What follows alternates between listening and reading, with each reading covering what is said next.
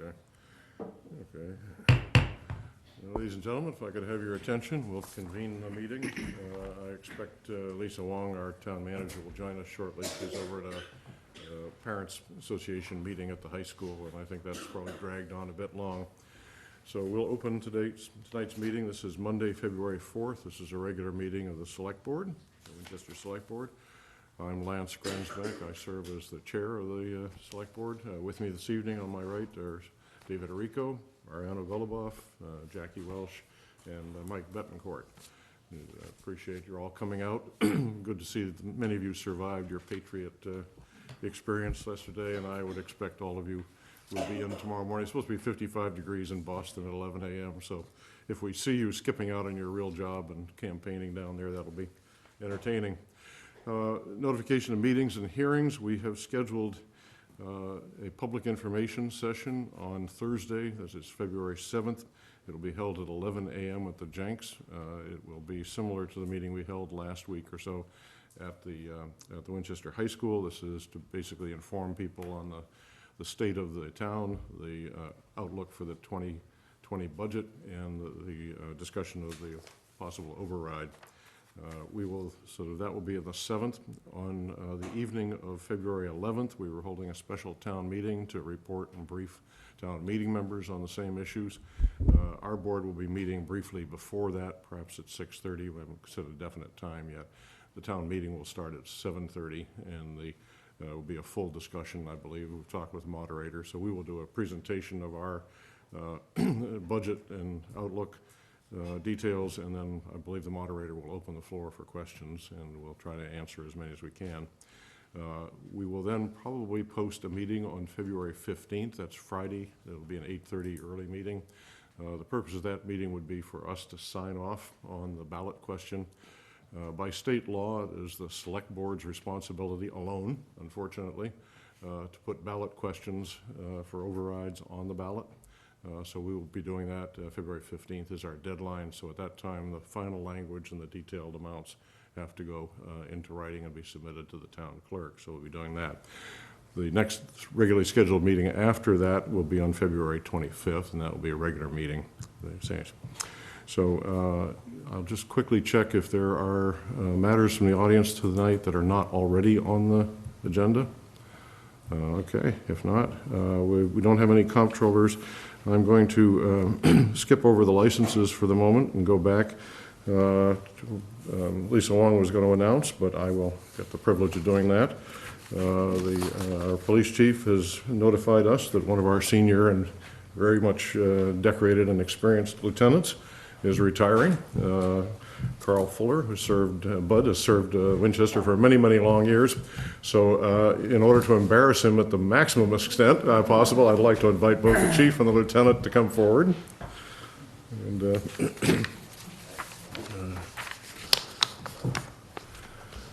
a seat. Welcome. Thank you. Carl, welcome. So the chief has graciously provided me with information on your career, which is very impressive, and I'm going to read it off to those of us listening.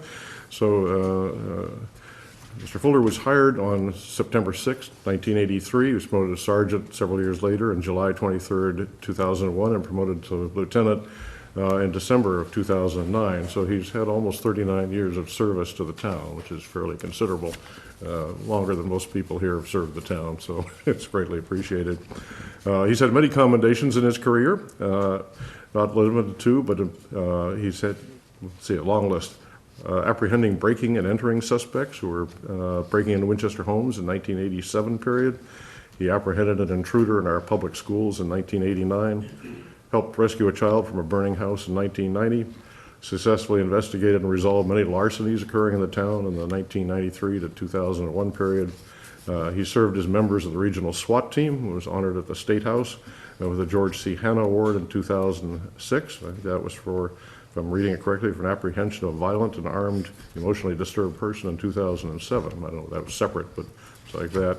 And served with exemplary service to the town during Hurricane Irene. It's reported, and you can blame the chief later, that during his career he received dozens of letters of appreciation from Winchester citizens who described him as a perfect gentleman, kind, compassionate, vigilant, courteous, and went on to say the highest quality of police services for Winchester. You can tell us later whether that's all true or not, things like that. But in addition to the long service, he also accumulated a long list of credentials for training. He was participated in the FBI's Advanced Firearms Instructor School, and I believe helped instruct our staff.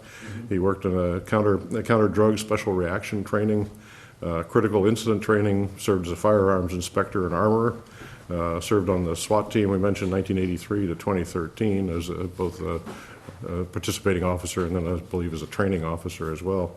A taser instructor and a defensive tactics instructor, and has been taking the lead in the department in working on domestic violence and sexual assault training. So it's been a rather long and impressive career. So we appreciate it. We have a citation for you. This is honor in lieu of money, but I'll read it off to you. So the town of Winchester, this is an official citation. Be it hereby known to all that the Select Board hereby offers its most sincere congratulations to Lieutenant Carl, or Bud Fuller, on the occasion of his retirement and in recognition of over 36 years of exemplary service to the Winchester Police Department and the Winchester community. The entire board extends its very best wishes and expresses the hope for future good fortune and continued success in all their endeavors, signed and endorsed unanimously by our board. So if anyone else on the board would like to further embarrass the lieutenant, but this is a good opportunity. No, I don't want to embarrass him at all. I just like to say that, thank you for so many years of dedicated service. And it really is, it's amazing when you think about, in the town of Winchester, we've got people that have worked so many years like you, and you help make Winchester what it is. So it's a great community, and we're indebted to people like you that have dedicated your entire work life to making Winchester better. So it's going to be a big change for you. I think. I mean, you've come to Winchester like every day for 36 years, and I'm sure you've got tremendous experiences. Some good, some funny ones too, and it's the camaraderie I would think of being with the men that you'll miss too. So hopefully you come back and see us around town. But without a doubt, we're totally indebted to you and your service to Winchester. Thank you. Thank you so much. Jackie. All of your accomplishments are so impressive. I wanted to also join everyone on the board in thanking you so much for your service. But in addition, I'm sure there are so many little things that weren't included that are on a day-to-day basis, you supporting the chief and all that the chief has done for the town of Winchester through the fire department, all those little things that you do for the citizens of Winchester, in addition to your department and for representing it with such dignity and honor. And thank you so much for all those little unspoken things as well. Thank you so much. Yep. Thank you. Yeah. So, I mean, again, I don't want to repeat everything, but, your years of service are incredible and so appreciated. And, we've been going over the budget for so long, and, we think about contributory retirement and we think about health benefits for retirees, and, sometimes we just think about it in dollars and cents, but you've given so many years to the town, you've earned those things. And these are not things that the town gives you. These are things that you earned by your service to the town. So thank you so much for all of the years of service. Thank you. Okay, so personal service. I've had the opportunity, I guess, to work and live in countries around the world. Some of them where the police were not part of the community and really did not serve the community, where the police were largely national, were appointed and put in, and were often very political. The value we have in having a local police force that is dedicated to the community and that is committed to the community and gets the kind of accolades from the community that you've received is really critically important to our society and to our type of government. So I think we want to, again, very much extend our appreciation for your service. You're so welcome. Thank Okay. you. So I don't know if we have an official photographer here Yes, we today. do, right Oh, we here. did. Oh, we did. So. Why do you think I went starring over there? Yes. So, yeah, everyone we'll stand here. up here, and you and the chief have to come over.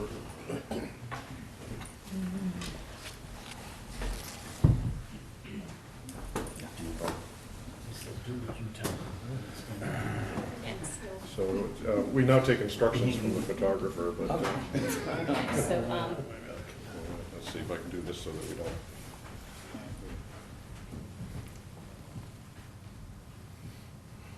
We have 3 official photographers. I like it. This is better than average.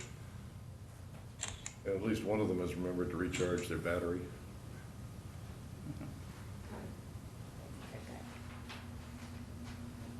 You good? Good. yes, we are. Good, thank you so Thank you much. very much. I enjoyed working with you. Thank you. Thank you. Yep. Thank you for your time. Nice to see you. Congratulations. Thank you so much for your Yes, service. sir. Thank you again very much, and thanks for keeping that guy off the streets all these years. too. I know that's not easy, right? It's a good, yeah, thank you again. Thank you, Chief. All right. Take care. Thank you, everybody. Okay, so let's take up, under licenses, we have a application for common victuals license for Cafe Nero, and I believe you have some folks here to apply for that, if you'd welcome. Good evening, how are you? Good, thank you. If you'd have a seat, introduce yourselves, and Sure. I think we have all the paperwork, and I understand from the town staff that it's all in order, so. Okay, great. I'm Christine Anderson. I'm the Director of Operations for Cafe Nero. I'm Megan Hayward. I will be the store manager for the Winchester location. Oh, okay, lucky you. We need the caffeine. May I just ask you, Director of Operations regionally, or, For the US. Yeah. okay, thank you for coming. Yes, thank you for having us. So if you'd want to briefly describe what the scope of the operation, or what you're proposing to do. I think we have most of it trapped here in the Sure, paper, but sure. a good So- briefing for those of us. We are a UK-based coffee house. We are serving pastries, salads, sandwiches, handcrafted beverages, all types of coffee drinks, tea drinks, etc. We specialize in quality products and a premium environment with a service standard that is nothing but the best. So that is really what we stand for. So we'll have about 46 seats plus 3 people, so it'll be a 49-person occupancy.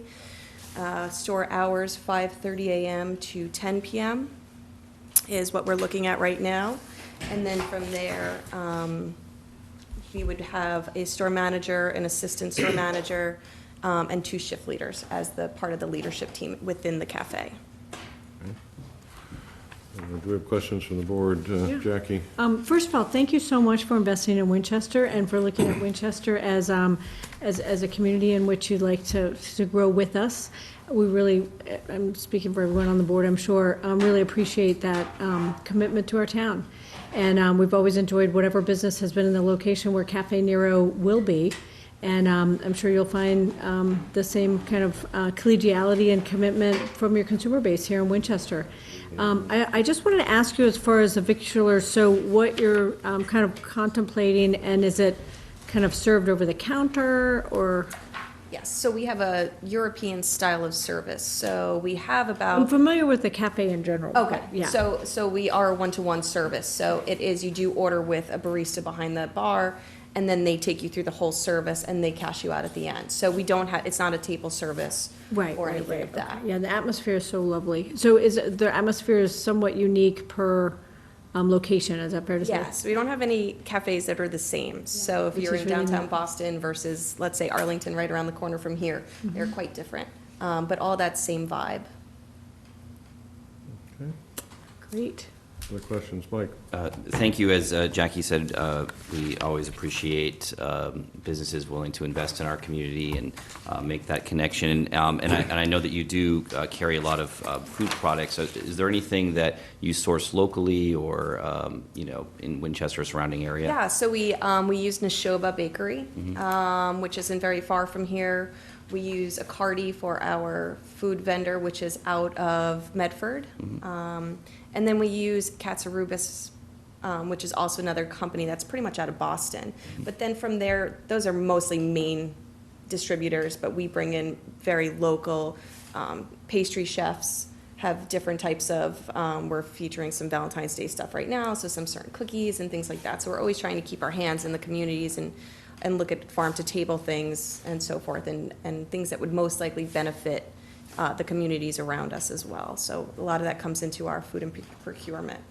Okay, we do have the Right Lock Farm here, which is a local farm that's run by a conservancy, and they have a lot of products that they make available throughout the season, and also, yeah, Mama Do's is one of my favorite bakeries as well, so I think that's the best baguette you can get around, amongst those are other strong things. words. So I don't, yes, and I'm not terribly, easy to say that. So I would encourage you to look locally for some of your products as well. Yeah, we So- absolutely will. You know where those are, right? There's Swanton Street, and then the farm is kind of near St. would know Leo's. better than Yeah, I would, I'm, because she lives I'm right actually here. from Arlington, so. Okay, sure, Yeah, yeah. I'm very local to Great. the area and the community, and I'm familiar. My About all the dentist is actually, produce. Oh. dentist is actually right over, Oh. right over there, so. Oh, great. Yeah, And so- then our head of food and procurement, he lives in this type of area here, so, in the North Shore. So he very much has his hands in all these different things, and we'll make sure he knows about that farm as well. Great. Great. Are you going to be looking for any outdoor seating as well as part of your? I don't campaign? believe that anything was applied for at this time. Okay. But I will follow up and make sure. We do very much enjoy the outdoor patios. Right. So as long as the zonings allows for it, then it would definitely be something we would be interested in. Great. Great. Thank you very much. Thank you. Very good. What, you mentioned you're renovating the property now. When do you think you're likely to open? We're hoping that it gets handed over to us in operations about April 22nd or so, and then give or take a couple of weeks. So that's if everything is on time with construction, so maybe add another 3 or 4 weeks on there. So we try to aim for the earliest. Okay. Can I just follow up? Is Boston Cafe Nero's US HQ? Is it the US headquarters for Cafe Nero? Yes, Yeah, yes, okay, we're that's what I located in the Seaport. Right, okay, well, Yeah, so our yeah. head office is there. All of us have enjoyed going to Cafe Nero, as well as the existing establishments that are in Winchester, and your food's fantastic, as well as your beverages. Thank you. We haven't gotten bored of it yet, so that's good. Okay. No further questions? Take a motion to approve. So I move that we approve a common victualer's license to Cafe Nero for operations at 547 Main Street in the town of Winchester. The license to expire December 31st, 2019. Second. Second, Okay, seconded. All in favor, please say aye. aye. Opposed, nays. Ayes have it. Congratulations. Congratulations. Thank you so much. Forward to, Thank you so much. for investing in Winchester. Thank you. Thank you so much for investing in Winchester. Really appreciate it. Thank you. give Best the of luck. presentation for Bud. And the chocolate croissants, So, Mama Emily Do's, are Donnelly second is, to none. here. We'll keep No. it here. So if you'd like to start. Thank you. Okay. Since Lisa has joined us, let's go back and pick up the town manager's reports and comments. And I think there was a series of appointments to be announced. Great. We're going to start with Emily Dowling. If you could please come up and introduce yourself. We have an opening on the Winchester Historic Commission. This is a appointment, the term to expire March 31st, 2020. Emily wrote a lovely letter talking about her interest in being on this particular commission, but I wanted her to come in and introduce herself, all of you. If you'd like to take a minute or so, not because we question your credentials, but because we might want to appoint you to another board if you have additional skills. We use this as a recruiting opportunity. 2 for 1, I see. I'm Emily Dowling. I live on the corner of Kendall Street and Bridge Street, and had an opportunity to work or interact with the Historical Commission a couple years ago when a 2-family house was torn down and a ginormous house was built in its place.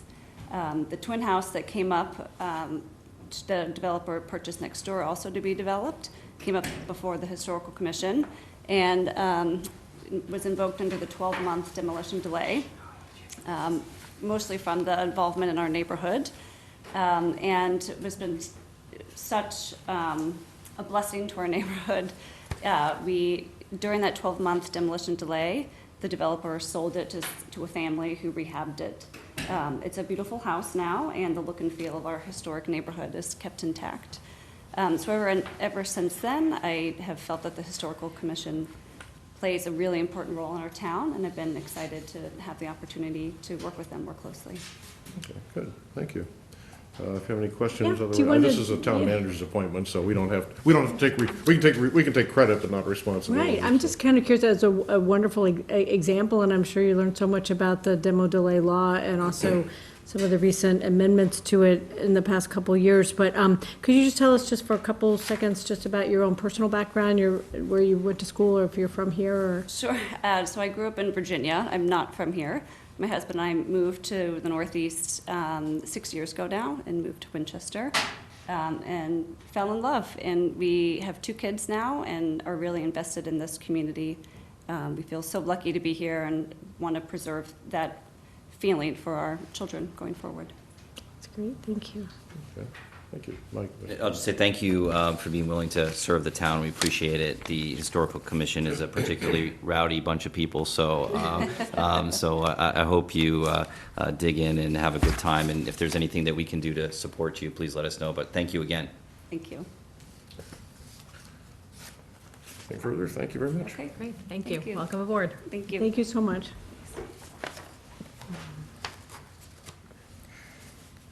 Okay, so there's a memo in your packet regarding a DPW water sewer maintenance foreman. This is a promotional appointment for Thomas Connolly, and we are going to be asking to waive the 15-day waiting period.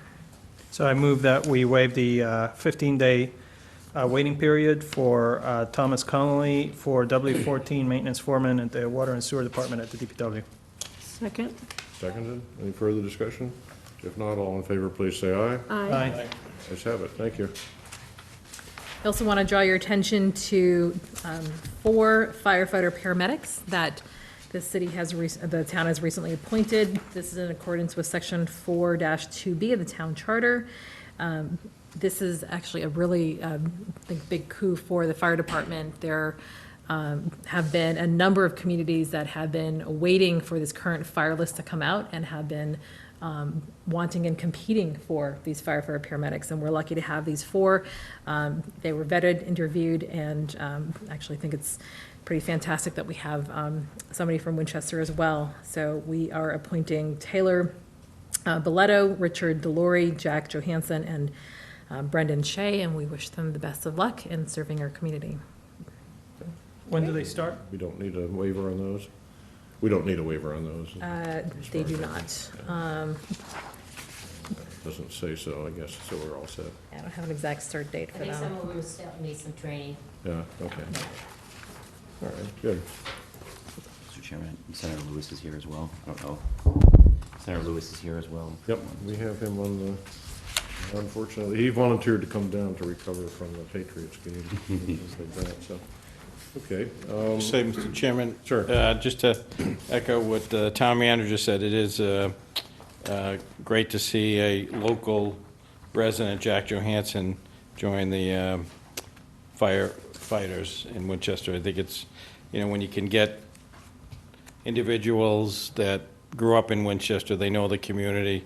Again, sort of like with Officer Fuller, you get somebody is entrenched in the community, and that's great to see.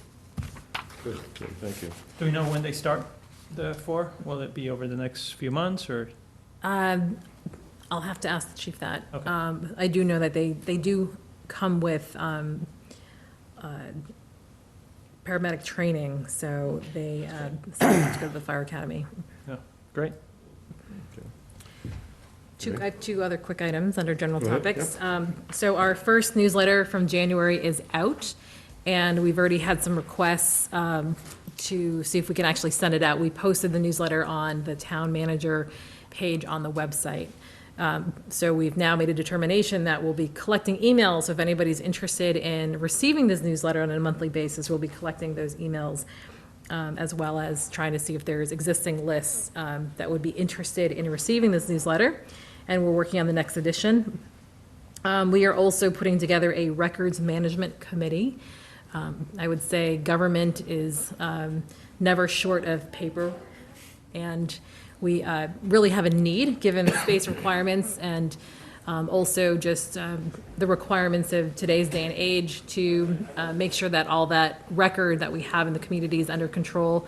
So we're putting together a records committee. We will have internal department heads, but we are also looking for a community volunteer who might have this particular expertise in records management to reach out to us and to help us with this particular effort. Can I just ask you a question about the newsletter? So if you could just let folks know, should they contact your office if they want to be part of the email list for the newsletter? Yes, For thank you for that example, all of question. us? Yeah, they can reach out to townmanager@winchester.us, send us their email, request to be part of it. Thank you so much for undertaking that effort. I'm sure so many people will be appreciative with the newsletter. Further questions of the town manager? No, I want to say a great newsletter, and thank you for getting that started. All right, we have several committee appointments tonight. One of the candidates could not be in town tonight, so I think what we will do is just hear from the two candidates who are here briefly, and we'll make a decision next week if we can, or at some point in the future, if we can interview the other person. We have a position open on the capital planning committee. I think Mr. Johnson is the incumbent. We have an applicant who is not here tonight, so Jim, would you like to make a brief statement as to your long tenure and qualifications? A brief statement. Oh, you had to say that, didn't you? Yes. Good evening, everybody. My name is Jim Johnson. I've been very active in the community for many, many years. I've been active in the Capital Committee. It was one of the first committees I got on when I was in the Finance Committee in the 80s, late 80s, I believe. I was one of the few people that really remember the beginning of the EFPBC, which we started there. When the then town manager Chad Mora was the town manager. Another man and I looked at McCall School. No, it was McCall and Lincoln, and we came to the conclusion that the building was in desperate need of repair. It was beyond the scope of capital. That's how the EFPBC was originally born or created. I was very instrumental in the flood mitigation program from its inception to very recently at town meeting. I plan to be there till the project's ended, which will be with the conclusion of getting the Morocco culvert done and then going to FEMA and getting the maps relocated. Everything on the capital committee over the last several years I've been involved in. While I was a selectman, I decided, along with other board of selectmen, that it'd be good to have to go on the capital committee, because at the time there was a vacancy from David Giller, who left, and I've been there ever since on this round. Very knowledgeable about the capital infrastructure in the town, the needs, the demands, and unfortunately, the reality of the budget process and how we have to always priority the most important things, which is public health, public safety. And that's about as far as we can get down on the list in capital right now, based upon the funding and the demands. I'd like to be on the capital committee because I think I have the history, the knowledge, and I care. That's why I'm asking to be reappointed. Okay, thank you. Question, we don't have to make an appointment tonight because we won't have the other interview completed, but if others have questions of... I just wanted to take this opportunity to thank you so much, Jim, for all you've given to the town. You've been a longtime member of the Board of Selectmen when it was called the Board of Selectmen. And I think some of that experience has provided you with some kind of unique background knowledge that's relevant for the Capital Planning Committee. And the fact that you're willing to be reappointed is impressive and further dedication to the town. I just wanted to take a moment and thank you so much. Yes, I have inherited and learned an awful lot from the town, financial history. Most important part is the history. People don't realize why things are the way they are until you're really involved in the community. I mean, when we first started the flood mitigation, Betsy was there, and not many people that remember the beginning of it. God, it was awful. But yes. Okay. Thank you. Thank you very much. Thank you.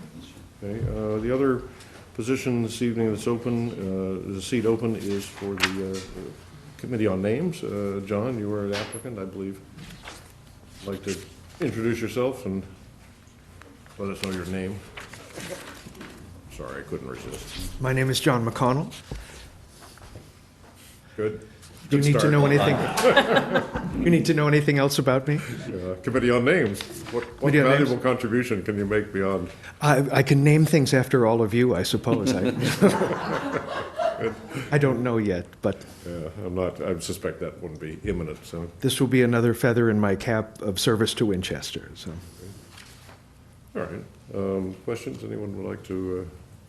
Well, I wanted to also thank you, as I did with Mr. Johnson, for all that you've done for Winchester and all the many different hats you've worn. And it's very nice of you to offer your time and service to this committee. Thank you very much.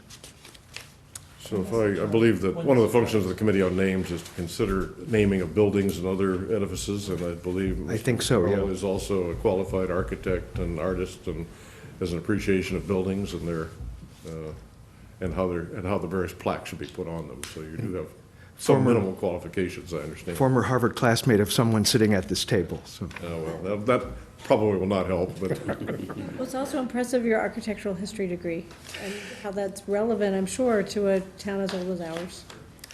That's what I think will be an asset in this regard, yeah. okay. Good. If there are further questions, comments? Thank you. Otherwise, John, thank you very much. Thank you. We'll Thank sort you. ourselves out in next week. Well, there's no other applicant. Well, there is, Jimmy's the incumbent on that one too, so Okay. I don't know whether you want to speak. Jim, you're also the incumbent on the Committee on Names. Are you passionate for retaining that seat, or would you like to? You know, like any board, you serve at the discretion of the Board of Selectmen. I would like to, but you serve at the discretion of the Board of Selectmen, or the Select Board, excuse me, and it's your call. Okay. I Okay, so, didn't realize there were two. yeah. So, because we were not able to interview Mr. Beauvais tonight for the other position, I think what we will do is conclude the interviews for tonight and then bring them up for vote at a future meeting. So, Jim and John, thank you very much. Appreciate your time. Okay. Then the next piece, we have a briefing on the initial stages of the master plan work. I don't know who would like to introduce Jennifer Goldson, or would she going to introduce herself, but is there some, Diab, do you? Okay. She's responsible for, okay.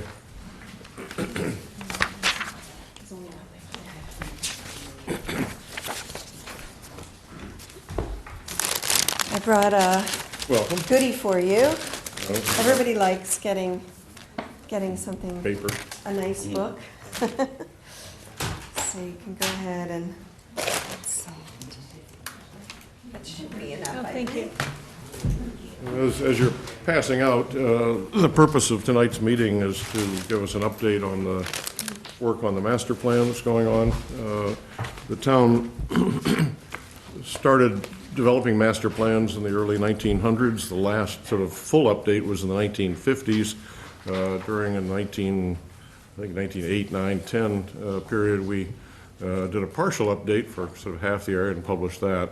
And I think the planning board has hired Jennifer and asked her to sort of take the lead on the consulting work to support sort of a full-blown update. We have generally done these on a 50-year cycle, so we hope you'll be finished reasonably soon, but so if you'd like to introduce yourself and. Yeah, that sounds wonderful. Thank you for having me back again. I enjoy my time before the select board. And you'll see me periodically, as you know, through this process. I think it's important to give an update at the beginning and the close of each phase. And so I have a few slides just to help keep my talking points on track. We have been working for the past number of months, as you may know. And so I did want to briefly talk through what we've done so far and what's coming up next, a bit about the existing conditions report, which I just handed you the executive summary of, and we'll be launching phase 2. So I wanted to talk through that a little bit. And then open it up for discussion. And so I don't think I introduced myself very well. I'm Jen Goldson. I own a company called J.M. Goldson, and I'm the lead planning consultant on this team that I've assembled that includes RKG Associates, Tool Design Group, and Bob Mitchell for zoning. So you may remember the schedule. We are right on schedule. Phase 1 was really looking at Winchester yesterday and today and figuring out where we're starting from now. And that ran from September through December. And then we're launching Phase 2 now, which is really about visioning and goals. So what could Winchester's future be like? And then through the summer and into the winter, Phase 3 will be focused on strategies. So how should Winchester achieve its vision and goals that you'll be defining in this current phase that we're launching now? And then going through next year, January through February 2020, really adopting the plan. So you'll see that I handed out this executive summary. This is really just a snippet of the work that we've done. And so I encourage you over the course of the next few weeks to spend some time. We sent a link out so that the full document could be downloaded. It's pretty dense. We tried to be as thorough as we possibly could, and we've already gone through one round of edits on the document where the Master Plan Steering Committee looked at the document very carefully and gave us feedback. And so we've gone through and made a series of edits and some new data that we added in. I'll talk about a little bit of that tonight. And right now, you're in the beginning of a public comment period on this existing conditions report. And so the public comment period will last through February 22nd. And that's right before we hold the first public workshop for the plan. And so we'd welcome you to provide your comments in that time period if you have a chance to look through the document. All the comments go to Brian Sislecki and will then be vetted by the Master Plan Steering Committee. And so looking at Winchester, as we get into this next phase of the project, we started with really where have you come from? And so not to belabor all the way back to the 1600s where you started from, but it's important to look at your context and how you've changed quite a lot over the past centuries.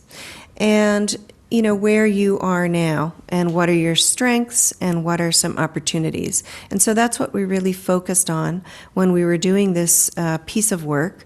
And you'll know from our earlier presentations that the master plan consists of 7 core elements. And so you'll find in the existing conditions report a pretty thorough analysis of each of those elements around land use, housing, transportation, public facilities, economic development, open space and recreation, and historic resources.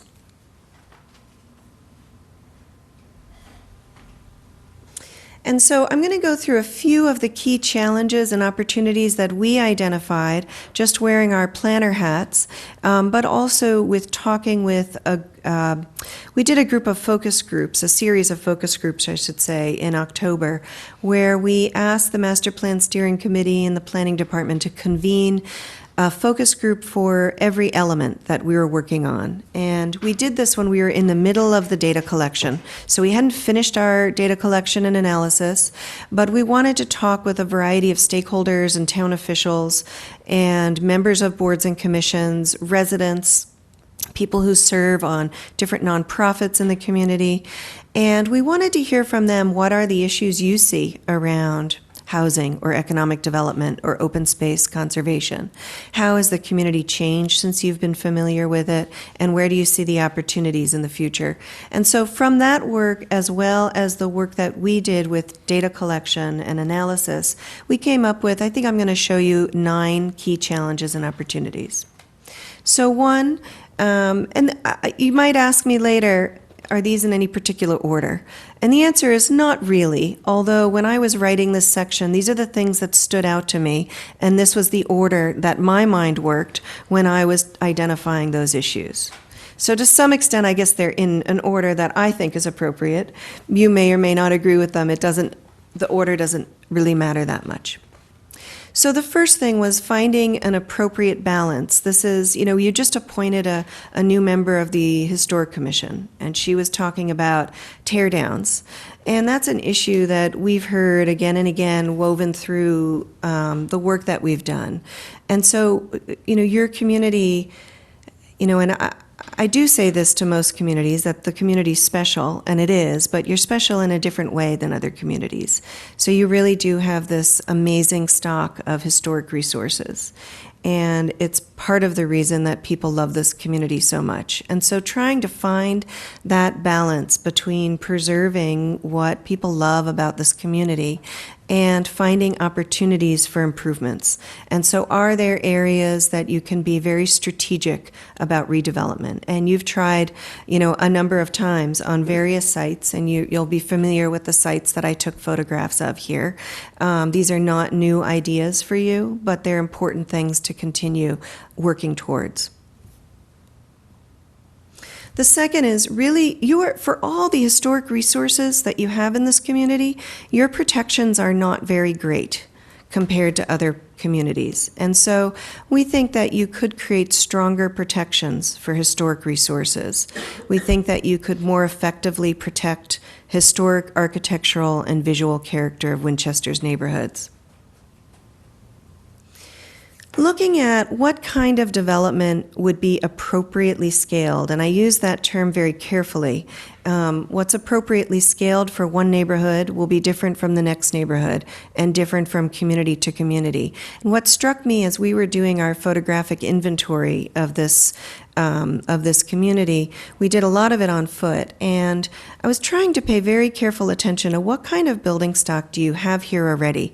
And the numbers tell us one thing, but when you walk around a community, you see different things. And I was struck by some of the historic, pretty high density. I took a picture of one of them. You probably recognize it. Maureen might be able to tell me the date. I think it dates from the 1920s. And let's see, it's 3, 4, 5, 6 stories high.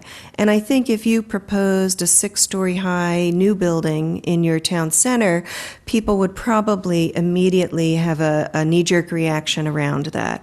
But it's interesting to me to see the kind of density that you already have here that's woven so carefully and so beautifully into your town character. And so I look at this as perhaps a precedent.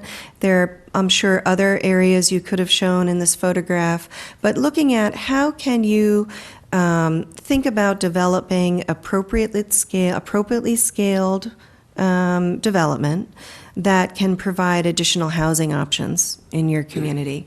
And a lot of people talked in different contexts through the Metropolitan Area Planning Council survey, as well as through the focus groups, about the importance of supporting socioeconomic diversity. And part of that strategy needs to be around housing options. And then we also wove into this issue, how can housing options help to increase the economic vitality of your commercial and your industrial businesses? We have a lot more information in the report, so I'm really just touching on these things. But when we looked at, and this winds me into the fourth key challenge and opportunity, looking at your commercial areas, not just downtown, but also, or your town center, but also along North Main Street. We heard a lot about North Main Street and what are the potential opportunities there. And so focusing commercial or mixed-use redevelopment, revitalization efforts along North Main and Town Center and within the town's industrial districts. And we did thanks to the urging of one of the Master Plan Steering Committee members, we added, one of the revisions we did in the last round was to do a retail gap analysis to see, well, what kind of retail could these commercial areas support more of?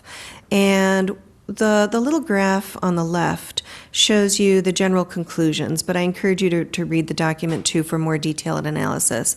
Everything in the blue on that graph are things that are considered leakage categories. So what that means is that Winchester residents spend quite a bit of money in those areas, including restaurants, department stores, clothing stores, grocery stores, but they're not spending the money in your town. They're going elsewhere to spend that money.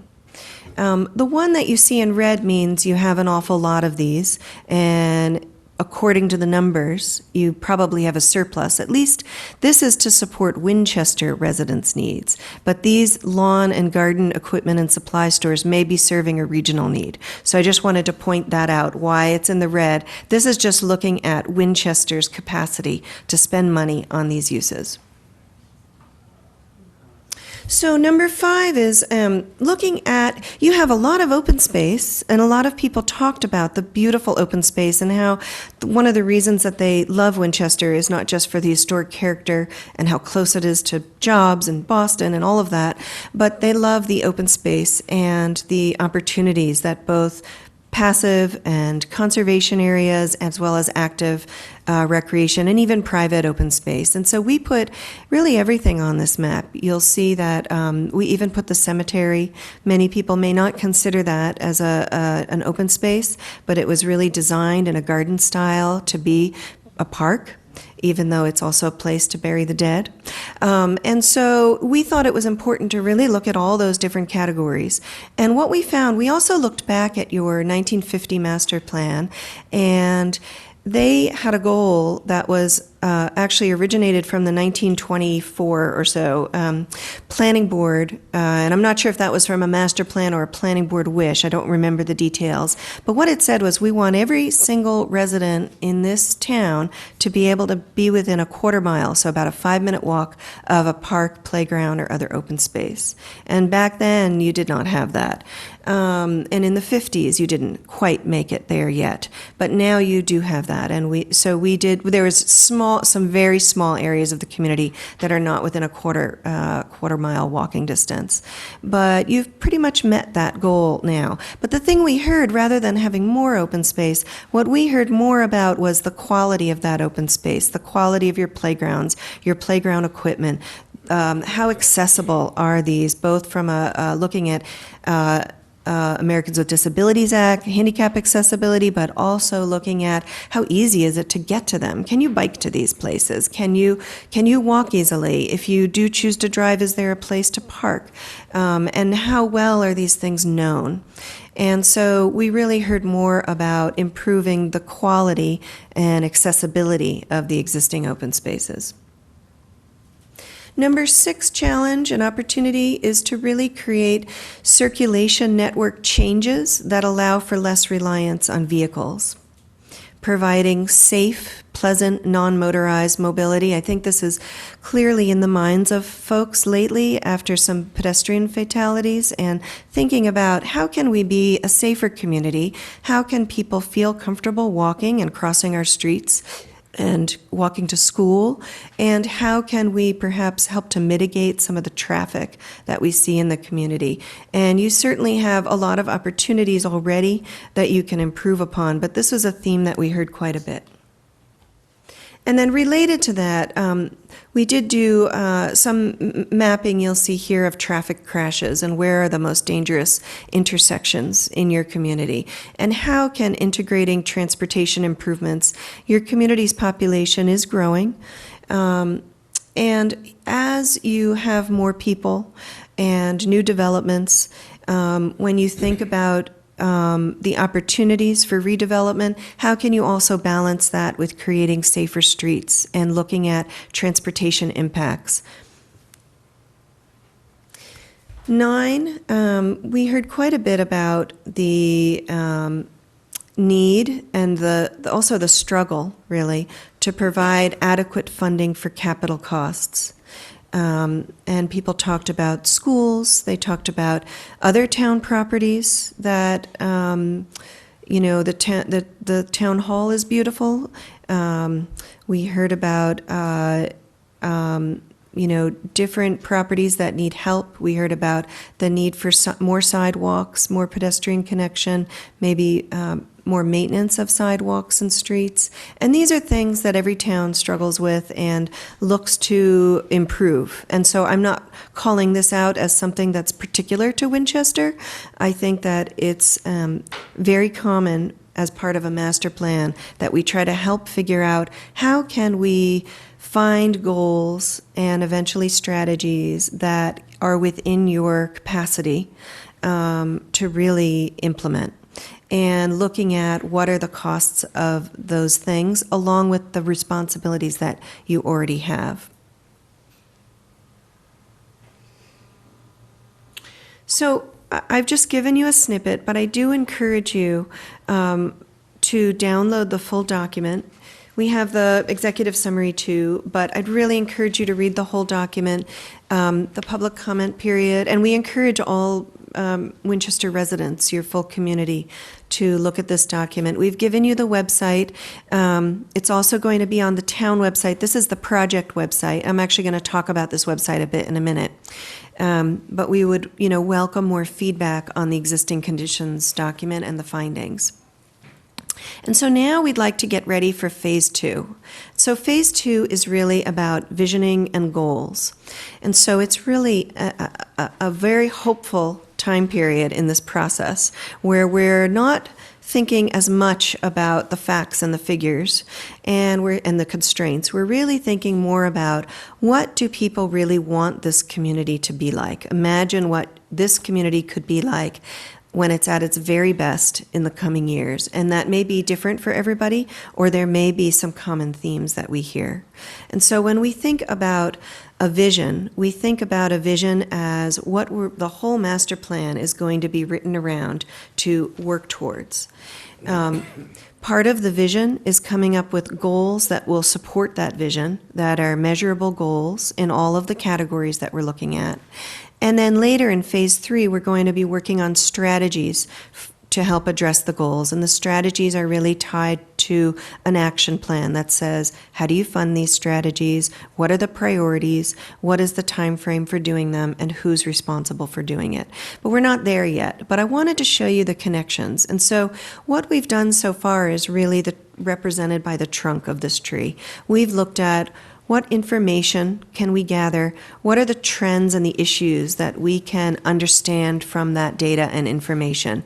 And all of this is really rooted in the community's values. And so you can gather all sorts of data, but an issue is only defined by the community because of the community's values.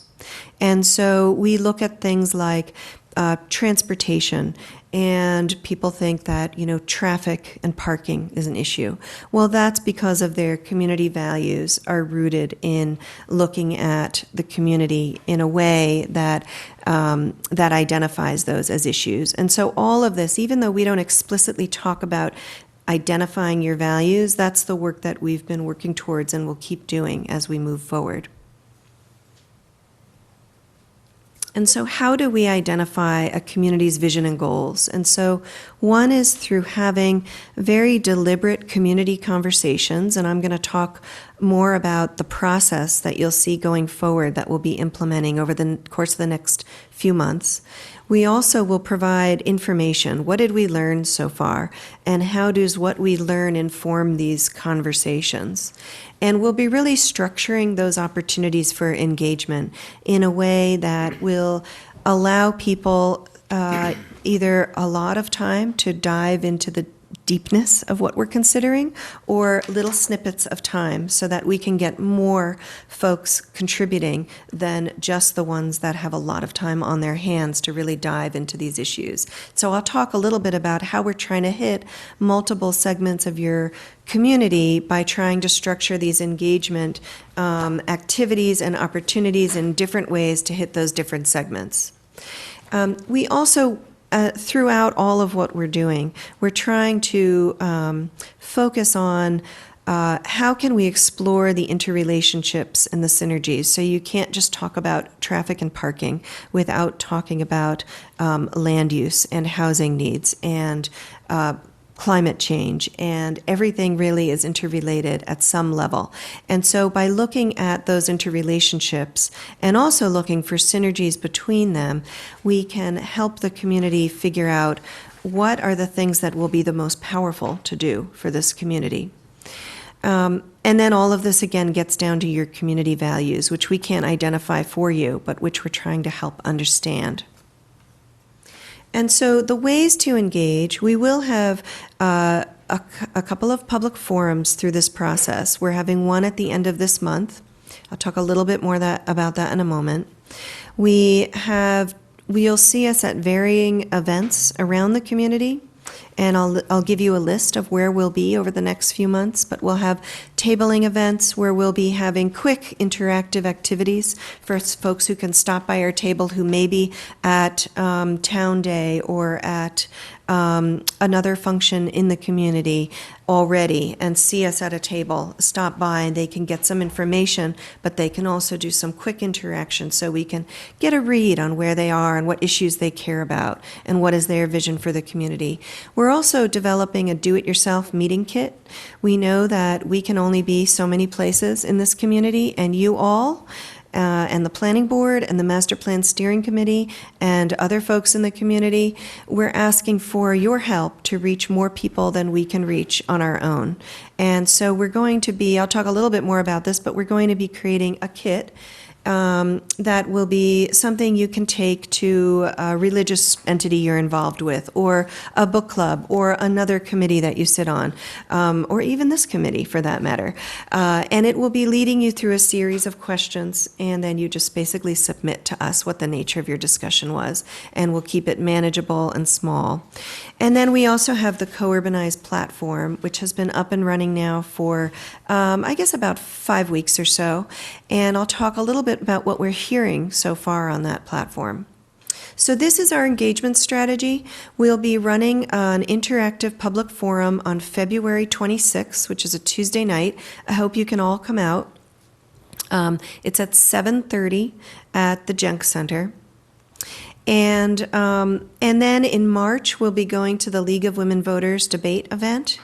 In April, we'll be going to the Styrofoam Collection Day at the transfer station. We hear that's very popular, and we'll get a lot of input from folks if we hang out there for a while. We'll be doing we'd like to schedule at the high school and then later at the Jenks Center. We're trying to reach multiple age groups. We call it a cafe event, where it'll be similar to a tabling event, but we'll have some exercises that are geared toward high school students when we're at the high school, and geared toward really anyone who's at the Jenks Center. And we'll try to pick an appropriate time of the day where it's busy naturally there.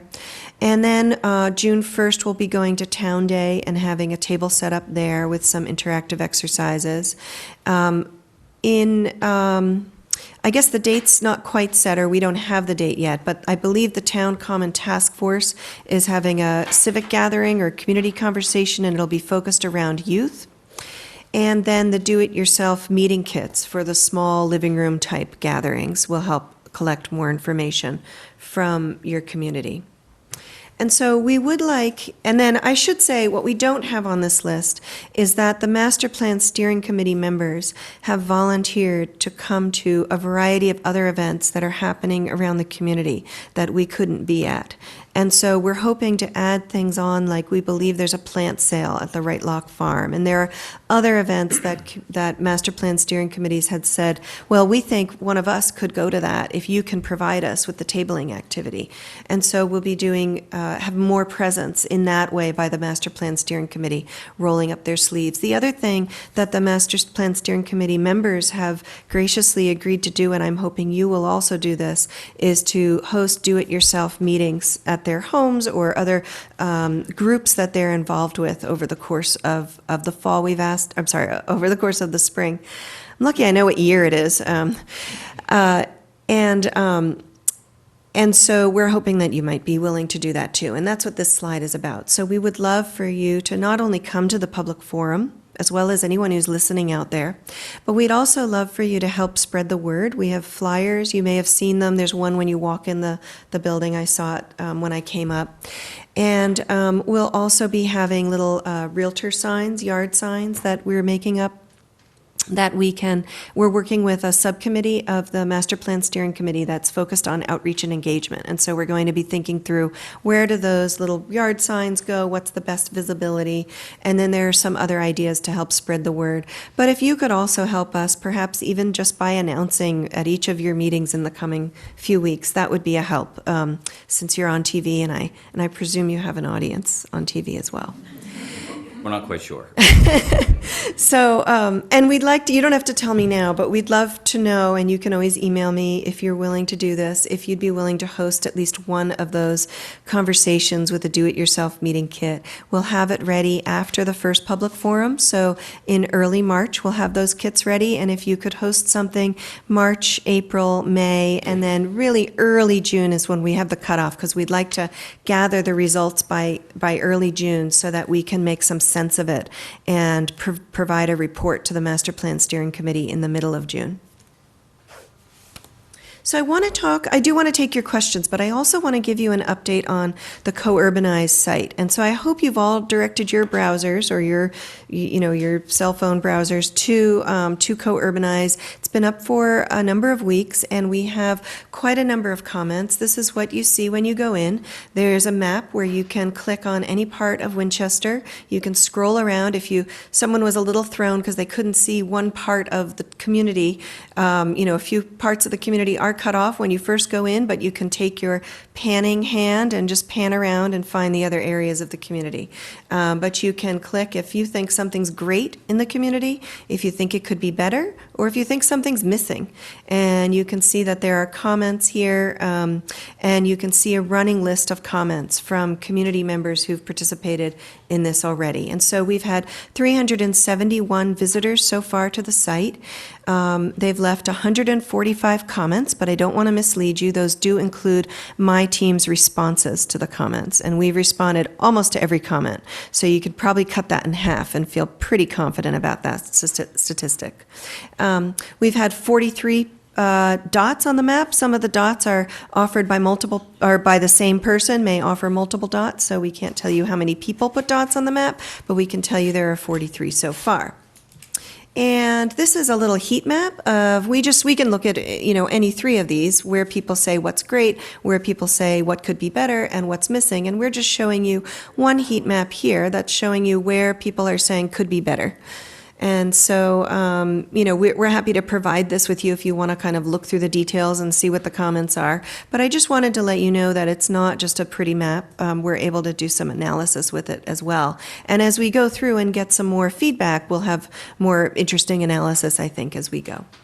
So some of the things, just to give you a snippet of what people are saying, they're saying a lot more than this, but what's great, they're saying the new bike path behind the Junk Center, the Winchester Public Library, the areas surrounding the Winchester commuter rail station. Those are all things that people have labeled as great.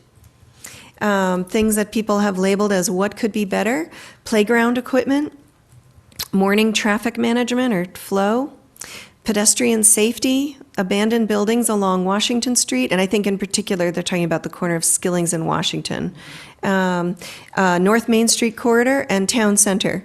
And you can just see some of I just posted one of the comments about Town Center was want more parking, also needs better food options, and people are giving some suggestions. And then what's missing, we have some comments here that I've put up. Inclusion and consideration of residents within the northeast area of Winchester was a particular trigger point that we heard. Waterfront dining or cafe in the downtown area. More parking and restaurant options. Wildwood Cemetery, seeing as it being underutilized for passive recreation and not recognized for its wildlife habitat, and public access to open space. And again, this is just a snippet, but I wanted to give you a sense of how the tool is being used and how people are already starting to engage with it. Okay, so I know I've taken up a lot of your time. I don't want to overdo my stay, but I did want to make sure to be thorough with my update for you, and I'm happy to talk through and answer questions. And I know you have other things on your agenda too, so I won't be offended if you want me to leave soon. It's up to you. I'll stay as long as you'd like. So, brief questions from the board, Okay, Jackie? I'll just be super brief. First of all, thank you so much. Thank you for the planning board members who are here tonight and all those who are also supportive of the planning board and the master plan steering committee and all of your hard efforts. And thank you for your professionalism and all you've done on behalf of this effort, which is enormous. But it just seems like, to make a long story short, you've really struck a really nice balance with respect to the appreciation people have in our town for the historic quality of some of the buildings as well as atmosphere, but in addition to the interests in economic stability and housing issues and other items that balance with that. I just wanted to mention a couple things. These are just really small observations, and then I'll be quiet. So in the open space in the wheel, and I'm assuming you didn't list the Fells because it's not Winchester property, although a lot of it is in Winchester, and it's certainly considered by many in Winchester to be an important asset for open space. So I don't know if it doesn't count or whatever. I didn't see the town forest in here either. And it's not a nitpick thing. I was just kind of thinking that, I mean, that does go to part of the quality of life here significantly for so many people, who on a weekend basis or, once a month or whatever, in some capacity use the Fells or the town forest. So it just seemed like maybe some sort of reference to that, even if it's technically state-owned. It's also very historic, as you know, and that history is really fascinating, and I think a lot of classrooms have studied that, and it's part of our community for, we're in the 3rd century of it. So, not to sound like I'm any kind of expert in it, because I'm not. The other thing, as far as like the circulation items, I thought all of this was so incisive, and obviously you and the Master Plan Steering Committee and the Planning Board have worked so hard on all of this. I was just kind of curious about, and we don't need to necessarily engage in a dialogue, these are just general observations, about what sort of criteria is used for referencing some items, and maybe there'll be more towards this next phase. But obviously, there's been a tremendous effort as far as possibly lowering the speed limit in town center, as well as elsewhere in Winchester, and sort of some reference to that. In addition, that there was some comments about how a lot of people who work in Winchester don't live in Winchester, but I think it should also be pointed out that some of our traffic issues, and I have no idea what percentage, but certainly some, at least according to folks who live on Highland, are from people who are cutting through Winchester. And to recognize that that's another sort of variable that we face, and whether or not there's some things that could be done to kind of ameliorate the effects of that. In addition, I was just going to reference that the example that you gave, the 6-story structure, that's actually in sort of somewhat of a buffered area on the hill near Elmwood, and surrounded by other buildings that sort of are able to kind of minimize the effect of that height, should obviously be recognized, and I'm sure you do, because you're so professional in this field. And it's not to say that putting up a picture like that means that we can have 6-story structures throughout Winchester, and I know you didn't intend that either. But I do appreciate that your use of that structure as sort of indicating that the architecture does matter, and sometimes can sort of soften and ameliorate the kind of the massing or scale of what would otherwise be a taller building. And then I guess the other thing I just wanted to mention is, I'm sure you guys have already considered this, but with respect to reach outs, there's a WFEE Spelling Bee coming up, which is widely attended, and other school events that might be good locations for the sort of pop-up tables. But above all, I just wanted to thank you so much for all you've done on this project, which is so important to people who either don't know about it or do know about it, and to the future of Winchester. So thank you so much. Thank you. Thank you very much. Always good to have you here, Ms. Goldstein. And this is an excellent executive summary.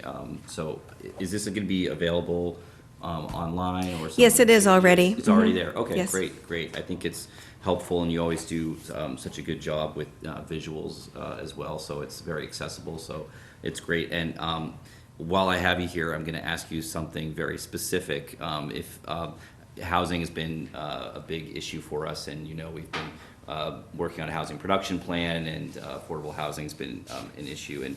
And I know it's part of a longer conversation, but how would a municipal housing trust kind of fit into what we're doing? I know that you've had some experience with that, but we're just starting to talk about that as a community, and I wanted to hear what you had to say. Yeah, no, sure, I'm happy to. I've done a lot of work with municipal affordable housing trusts. I started because I was working for a Community Preservation Act community, and that particular community, this was back in '06, when shortly after the legislature created the enabling law for the trusts. And the CPC, Community Preservation Committee, asked me, should we be funding this trust? Is this a good idea? What do they even do? And so I started looking into it back, I guess, about 12, 13 years ago now. And over time, I've somehow became an expert on it because I started asking a lot of questions back then. And so what I'd say about a trust is it's not right for every community. But what you really need to figure out is how would it be funded, since you don't have the Community Preservation Act. It's not the only source, but it's one of the primary sources. And so you'd want to think about, is there a funding stream that could create a trust that could be effective? And then you would want to think about, if you created a trust, how would you structure it? Many trusts, I would say most, are relatively independent. They're obviously part of the municipality, but they don't require any additional approvals to spend their money once they have it, or to purchase real estate or sell real estate. And others put added layers of approval onto a trust. And so it's an important consideration. The other consideration is who sits on your trust, what representation do you have? And so I'm not trying to evade your question. It's, I don't. That's exactly what I was looking for. Yeah, I don't want to say one way or another that I think it's a terrific idea for Winchester. I think there's a lot of things that goes into thinking about how a trust could function in your community. There are also an awful lot of trusts out there, unfortunately, that have been created but don't have the capital to really do anything, or not on a regular basis, and they become ineffective. Or they have the funding source, but the layers of approval are such that they can't get anything done. And so it's important to think about what would the role of the trust be and how would it operate. Great. Thank you very much. Question? Go ahead. Okay, good. Thank you very much. I think we will try to schedule at some point, not tonight, but at some point in the reasonable future. We've been trying to hold some quarterly meetings with the planning board to take some of these issues up and feel their way through them, so we'll try to do that in the reasonably near future.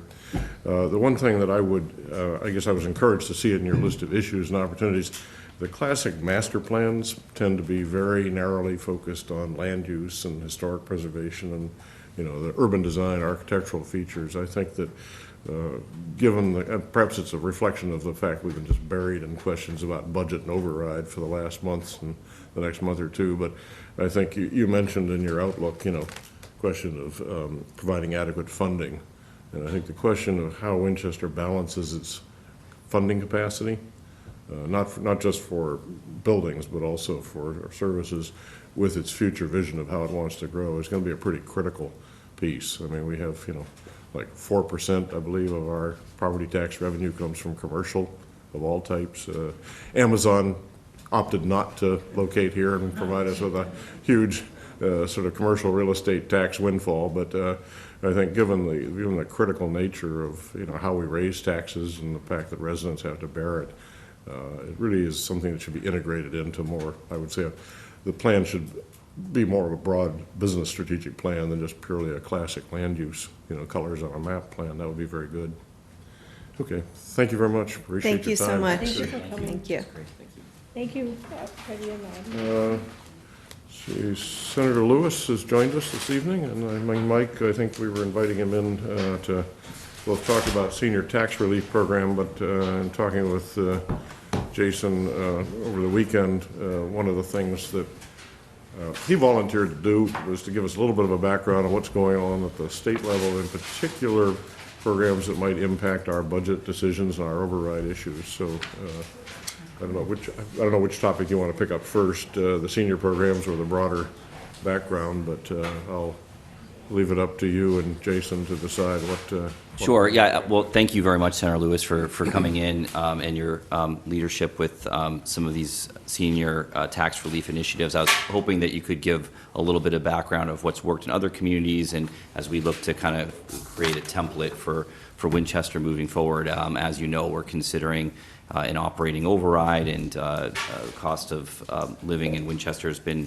increasing, over the past several years, from enrollment in the schools and through population growth. So as we look to kind of reduce or cushion that burden on some of our more vulnerable members of the community, we're looking for from some suggestions, and I know that this has worked in some of the other communities that you represent. All right. Well, thank you. Good evening, everyone. I appreciate the invitation to come and spend a little time with you here. So the the challenge, of course, is that as we try to provide the level of services that residents expect in a community like this. Property taxes keep going up, and that's a big challenge for for some of our community members, particularly very often seniors who are on fixed incomes and and other members of the community. So of course, as you all know, there are a variety of programs that the state offers and that the town offers to try to help particularly seniors, but some other groups as well, like veterans, to afford their property tax bill. And notwithstanding that, I think we, all share a concern, and other communities do as well, that what's available, the tools that are available, are still not enough to meet the needs of particularly of our most vulnerable seniors. And there's really two reasons why you want to try to enable seniors, particularly those who've lived in the community for a long time, to stay. One, of course, is that these are individuals who may have lived here for a long time. Some even grew up here. We want them to be able to stay. We want them to be able to continue to age in the community that they know and love, and not force them to have to leave. That's obviously the main reason. There is another reason, which is also as those properties turn over, they very often lead to more young families with more children, and that adds to growing enrollment in the school system as well. So if you can slow down some of that turnover, that can also have a positive impact in terms of enrollment growth in the schools. So as a result, a number of years ago, two communities, Sudbury and Wayland, actually kind of took the lead on coming up with some proposals that they thought could work in their towns to provide extra property tax relief to low-income seniors. There isn't currently a provision in state law that allows cities and towns to just do this on their own.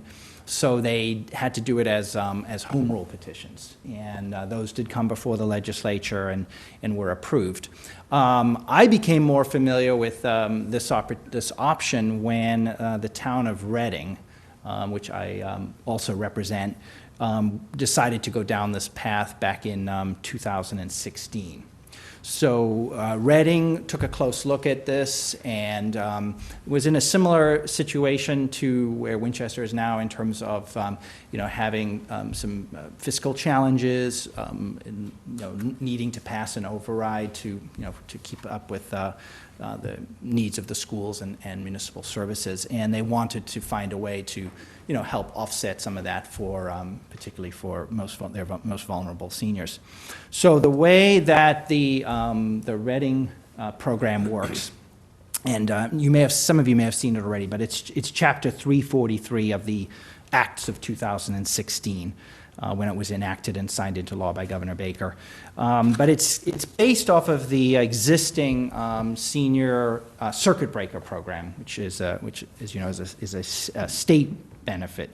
So seniors that in the town of Reading that qualify for the circuit breaker, and I can go through in a moment what those requirements are if you're not familiar with them, can, if they meet some additional requirements, the main one being that they have to have been at least a 10-year resident of the town, then they can apply for this additional exemption off of their property taxes. And the way that the home rule is written, it gives the town flexibility to determine whether that additional property tax break can range anywhere between 50% of the person's circuit breaker relief, all the way up to 200%. So the legislation gives the town flexibility. The decision in the way it was designed for Reading, who makes that decision each year as to whether it's going to be 50% or 75% or 100 or all the way up to potentially 200% of the circuit breaker, is made by the select board. And there's pros and cons of how you structure it. So that's basically the way it works there. They, because it was a home rule and there's concerns about making it permanent, it was drafted as a 3-year. So it will expire in another year. And in fact, we are already having discussions about renewing that. The town of Wakefield saw what Reading did and wants to do the same thing. And so they have passed a home rule through their town meeting and is now pending before the state legislature. And the one main big difference in the way they designed it is they decided they wanted to take this decision out of the hands of the select board. As you might imagine, it gets quite political, and instead leave that up to the board of the assessor's office to make that determination. So that's where the decision will be made there. But again, they still have the same option, anywhere from 50% of what the circuit breaker exemption is, all the way up to 200%. I should have added before that for those the offset on in order to provide that benefit to those seniors, that gets shifted to the other residential taxpayers. So you're essentially shifting some of the tax burden from those individuals who get the break to the others. I don't remember the exact numbers in the town of Reading, but rough numbers, I think it was about, I want to say 500 individuals who qualified for this in the first year, somewhere in that range, and the amount that was shifted on average was about $20 for other taxpayers who obviously did not receive the benefit. So it's a pretty significant benefit for those who receive it. It's a fairly modest, but some impact on other taxpayers. I have also, as a result of working with both Reading and Wakefield, I also represent Wakefield, by the way, I have filed legislation which is SD for Senate Docket 765, and it's titled An Act Authorizing the Establishment of a Means-Tested Senior Citizen Property Tax Exemption. So this is basically very similar to the Wakefield program, and again, very similar to the Reading. And if this legislation were to be enacted into law, then it would just create a local option. So then, Winchester or any community could, by local option, implement a program like this. Since this isn't yet the law in the state, if you, in your wisdom, wanted to pursue a similar program for Winchester, you would need right now to do it as a home rule. So it would have to be brought to town meeting. Town meeting approves it, would then come to the state legislature, and I would work with Representative Day and Senator Jalen to advocate for it. And I think we would get it passed through the legislature.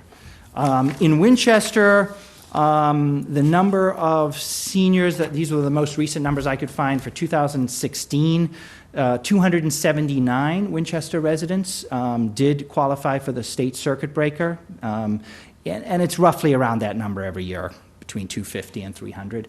And the average credit that they received off their state income taxes was $984. And so the total amount for Winchester is $274,000 that Winchester residents get as a tax credit. So if you were to pursue this for Winchester, then you'd be looking at, if you were to use the same range, 50% to 200%, and you could probably modify that if you wanted to. Let's round off the 984 to 1,000. You'd be looking at giving a benefit of somewhere between $500 and $2,000. And again, you could decide. The 279 who qualified, does that mean all of them took advantage of the program, or is that just? So those are the ones who actually received these are Winchester residents, again, so I'm not talking about Reading anymore, no, Winchester, who did receive the circuit breaker. Okay, so there may be more Winchester residents who could qualify for the circuit breaker, but those were the actual number who applied for it and did receive it. If you're not familiar with the requirements, your income can be no more than $58,000 a year for a single individual and $88,000 annual income for a married couple filing jointly. The assessed value of your home cannot exceed $778,000. So you have to think about that in the context of Winchester, obviously, where property values are particularly high. And you have to be 65 or older. So there's a few other requirements, but those are the main ones. So it's age-based, income-based, and asset-based, and that's to qualify for the circuit breaker. Okay. In addition, as I mentioned earlier, what Reading did is they said, and Wakefield did the same thing, you have to be qualified for the circuit breaker, you have to be a homeowner, not a renter. That's another difference, because the state law allows you to be a homeowner or a renter. Those two towns said you need to be a homeowner, and they said you need to have lived in the town for at least 10 years. So if Winchester were to do this and put any additional requirements, then presumably there wouldn't be 279 people who would qualify. It would be some number less than that. Dave, go ahead. So, I know we did look into this. One of the questions I have, and you hit upon it about the home values in Winchester. With the home rule amendment, do we have the flexibility to, like Reading might have said, you have to qualify for the circuit breaker. Could Winchester set up its own parameters? It could be, over 70, income value of X, and home value under $1 million. So I believe the answer is yes, you could, and then you would not be basing it on the circuit breaker. Right. The pushback I've heard about that, and you may decide that's okay, is then it does require more complicated program administration, because now the town, presumably the assessor's office, right, would have to go through and make these determinations for people in order to determine their eligibility. Whereas otherwise you just say, show me evidence that you qualified for the circuit breaker. Right. Okay, great, check that box, here's the paperwork you need to fill out. So it streamlines that. So that's the trade-off. You might be able to help more seniors that otherwise would not be served by the circuit breaker. Right. And no doubt there are some that could really benefit from this to help them stay in the community, but you're going to have a more significant administrative burden. You answered my question. Thank Can I you. ask a question? Mariano was up next. Yeah, thank you, Senator, for all the work you've done here. I have a question on those other communities that they require like 10 years of. Is it 10 years of living in the town or 10 years in the same property? And my concern would be that if a senior wants to downsize within Winchester, that they wouldn't be penalized by losing a tax exemption by moving to a different. So I believe the way they've written it is 10 years, at least a 10-year resident in the town. Okay. So not necessarily a property, just in the town. And even if that was something that Winchester wanted to structure a little differently, you could do that. Okay. That was just the way they chose to do it. But you could, for example, say there's no additional residence requirement, or it's a 5-year, if you wanted a shorter residence, you could decide. There's flexibility there. Okay, thanks. First of all, thank you so much for coming to our meeting tonight. We know you're often so busy in the daytime as well as other nighttime meetings, and we really are so honored to have you at our meeting, so thank you so much. Also, as others have stated, thank you so much for all your efforts in this area, as well as many other areas on behalf of your constituencies in the state legislature. So for those who may be watching at home and those who are here, as well as for my own benefit, and I guess I'm admitting a lot here, but do you mind just giving like a 5-second primer on when you say circuit breaker, this is based on state law and Yes. what that means? Just so Yes. I'd like to make sure that my understanding is accurate, and also anyone watching tonight might benefit Sure. from that as well. Thank you. That's a good question, and it's probably the case that many people don't know what the term refers to. So it was a program that was created some time ago. I don't remember exactly when, but basically as a way to provide some tax relief to low-income seniors. And so basically, when they file their state income tax return, they file a schedule, I believe it's Schedule CB, and if they meet certain qualifying criteria, then they are eligible for essentially a tax credit. And so you get that as a credit Your against income your, taxes. that's it, for your income taxes. So it has nothing to do, it's only through the state, it doesn't affect the town at all. Right. Right. But it is based on, you know. And the idea with the examples that you've given from like Reading and Wakefield is to sort of like take that model and to sort of apply it to property taxes on a local basis. That's the idea, Okay. that's right. So- So it's and- kind of adding on to the existing benefit that's there for those seniors, trying to Right. give them some more assistance. Exactly, but using Yeah. some of that criteria. Yep. So it's funny, because a lot of times when we talk about, this is such an important topic, obviously, to many in Winchester as well as seniors, but it reminds me a little bit about, you know, universities when they need to raise tuition, and yet then sometimes their statements, oh, well, we'll raise your financial aid, and then sometimes you're kind of like, well, is it going to be the same number? I mean, it may not be an exact analogy, but it's sort of similar here, where we're always thinking about this as a board, because we're sensitive to the cost of living in Winchester for every age group, whether the board or the town are considering an override or not. But I think some of the recent increasing sensitivity has grown around this sort of discussion about if there's a referendum for an override. But in any event, it's an issue that's always there, in Winchester certainly. But in any event, so the idea, though, under the numbers that you suggested, that, you know, kind of hypothetical, but is that it's kind of like a partial assist for property taxes, and maybe in some towns, I think in some towns, not necessarily Massachusetts, but I'm sort of familiar with some towns out of Massachusetts, sometimes depending on your age or some other factors that you are sort of more eligible for more, like a higher number. So there's so many different ways, I guess, you could structure it, but the bottom line is that, you know, it has to be something that the town wants to increasingly invest in for the benefit of our seniors. So I guess I would be curious how much the town invests in this currently.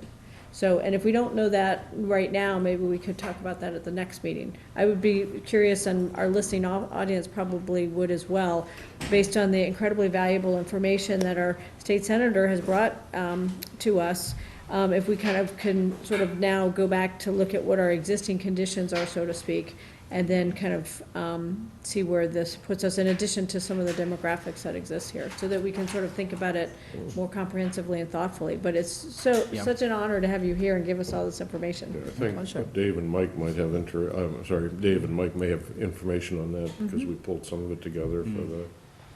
Yeah, it'd probably the be housing part of production. a longer conversation, but at another meeting. But we probably would be looking to bring this to Springtown meeting, and then there would be if it passes successfully, then would go through Senator Lewis's office. Sorry, the one other criteria I should have added when you asked me the original question that is important as well is, in addition to being an age, obviously you have to be 65 or older to qualify for the circuit breaker. There's also the income. You know, you cannot earn above the numbers I mentioned earlier, 58,000 for a single individual or 88,000 for a couple. The assessed value of the home, 778,000. Again, these numbers get raised each year, but that's what it was as of FY18. But there is one other, and I didn't mention that, and that is that your property tax payments in total, combined with half of your water and sewer payment, must exceed 10% of your total income for the tax year. So there also has to be you have to have a relatively high property tax bill to your income. And of course, in That's Winchester. more likely to that be may the case in Winchester. In That's a right. variety of age groups. That's right. That's going to be true. Absolutely. That's going to be true in a lot of ages. So that one is probably less of an issue in terms of, in other words, more people in Winchester will qualify. The big challenge here is the one Select Board Member Rico pointed to, which is probably the assessed value of the home, where you may have seniors who are, you know, cash poor, income poor, you know, living on a fixed income, but the value of their home may exceed And this. there isn't. That's where you have to, you know, decide. In addition to considering if you do move away from basing this off of circuit breaker eligibility, there's, as I mentioned, there's some additional administrative requirements. I would also just be careful to probably, in structuring this, if you want to move forward, probably better to stay relatively close to the communities that have done it already, because those are already proven models. They've been through the legislative process. They've gotten approvals. If you stray too far from that, I'm not saying we can't get it done, but it's a little bit more of The other concern on straying too far from it is that with the circuit breaker, the nice thing is that a senior can walk in with their Massachusetts tax return, which has the specific number, and it's automatic. Whereas if we stray away from it, now it puts a burden on them to apply and to bring different documentation that Yes. if we follow the circuit breaker, it wouldn't happen. Right, but many communities do that outside of Massachusetts. I just wanted to note one other thing, which is, so of course, the circuit breaker, the reason why that's relevant with income is because it's pegged to your income taxes, right? So it's about earned income presumably. So Yes. do you see any models where there's also an added variable about like overall value of assets? You know what I mean? In other words, not necessarily earned, but like, say, like interest or dividends or things like that, that sort of pull together like overall Yes, Reading. portfolio, I guess you'd say? Reading does say in their requirements, the Board of Assessors may deny an application if it finds that the applicant has excessive assets that place the applicant outside of the intended recipients of the senior exemption established pursuant to this act. So they do give themselves that opportunity. Like maybe multiple to, homes or, something like significant that. interest and dividend Yes. income, et cetera. So Right, it okay. isn't spelled out further. I think that's probably left up to the discretion of Okay. the assessment. That sort of would catch that case where somebody might qualify, but perhaps does have, Other significant other assets, yeah. assets. Mike and then Dave. Thank you, Lance. And just in response to Mariano's comment too, speaking with the assessor in Reading, he did say exactly that the ease of access was really what the using the circuit breaker, as a guideline, was helpful. So yeah, so somebody could just walk in and have their income tax form and they would be eligible. And so we've found that sometimes in Winchester, the stigma of looking to access a program like this prevents people that need it from coming in. So the closer we can kind of keep it to existing planning and existing department work, I think the better. So at least to start off, later, I guess if it's expanded or whatever, we can add additional, administrative steps. But keeping things simple, I think has been successful there. To the senator, maybe this is just food for thought in regards to the circuit breaker law itself, maybe for your consideration in a future amendment. Again, this is just thinking out loud. For example, for seniors that are looking, there's a veteran's benefit that you can get for going into an assisted living facility, and it's based on income. It's not based on asset. So consideration, again, this is for helping seniors that are on a fixed income, maybe future consideration to even striking the asset value, and to a lesser degree, maybe an ability, because to some degree, Winchester's a wealthy community. We've got very high-priced homes, but still we have seniors on fixed income. Maybe there could be a tweaking of the formula that would allow the threshold for the asset value, the home value, would be based on, say, the average price home within a community. So that provides a buffer for a community like Winchester, which might be $1 million. So it gives a target for the home value, but it provides a buffer for a town like Winchester that could could benefit for that. So a couple of ideas to consider. That's an interesting idea, right? So that you wouldn't have a single home value. Right, so the statewide, hard you number, might have the it, hard number creates a vary. burden on a town like Winchester. Yep. I think Jason, what's your sense of the time? If we wanted to do something at Springtown meeting, what's the normal cycle for dealing on, is it either at home rule or under your? Right, I mean, if it went through Springtown meeting, it would then come to the legislature as a home rule later in May. Okay. And, in theory, it should be able to move within a few months. Okay, so it could be in place for the next fiscal year. Yeah, in theory, yeah. Maybe a little, Yeah, a little off, okay. But, yeah, It's to okay. be approved by the AG's office, but, Yeah, yeah. okay. yeah.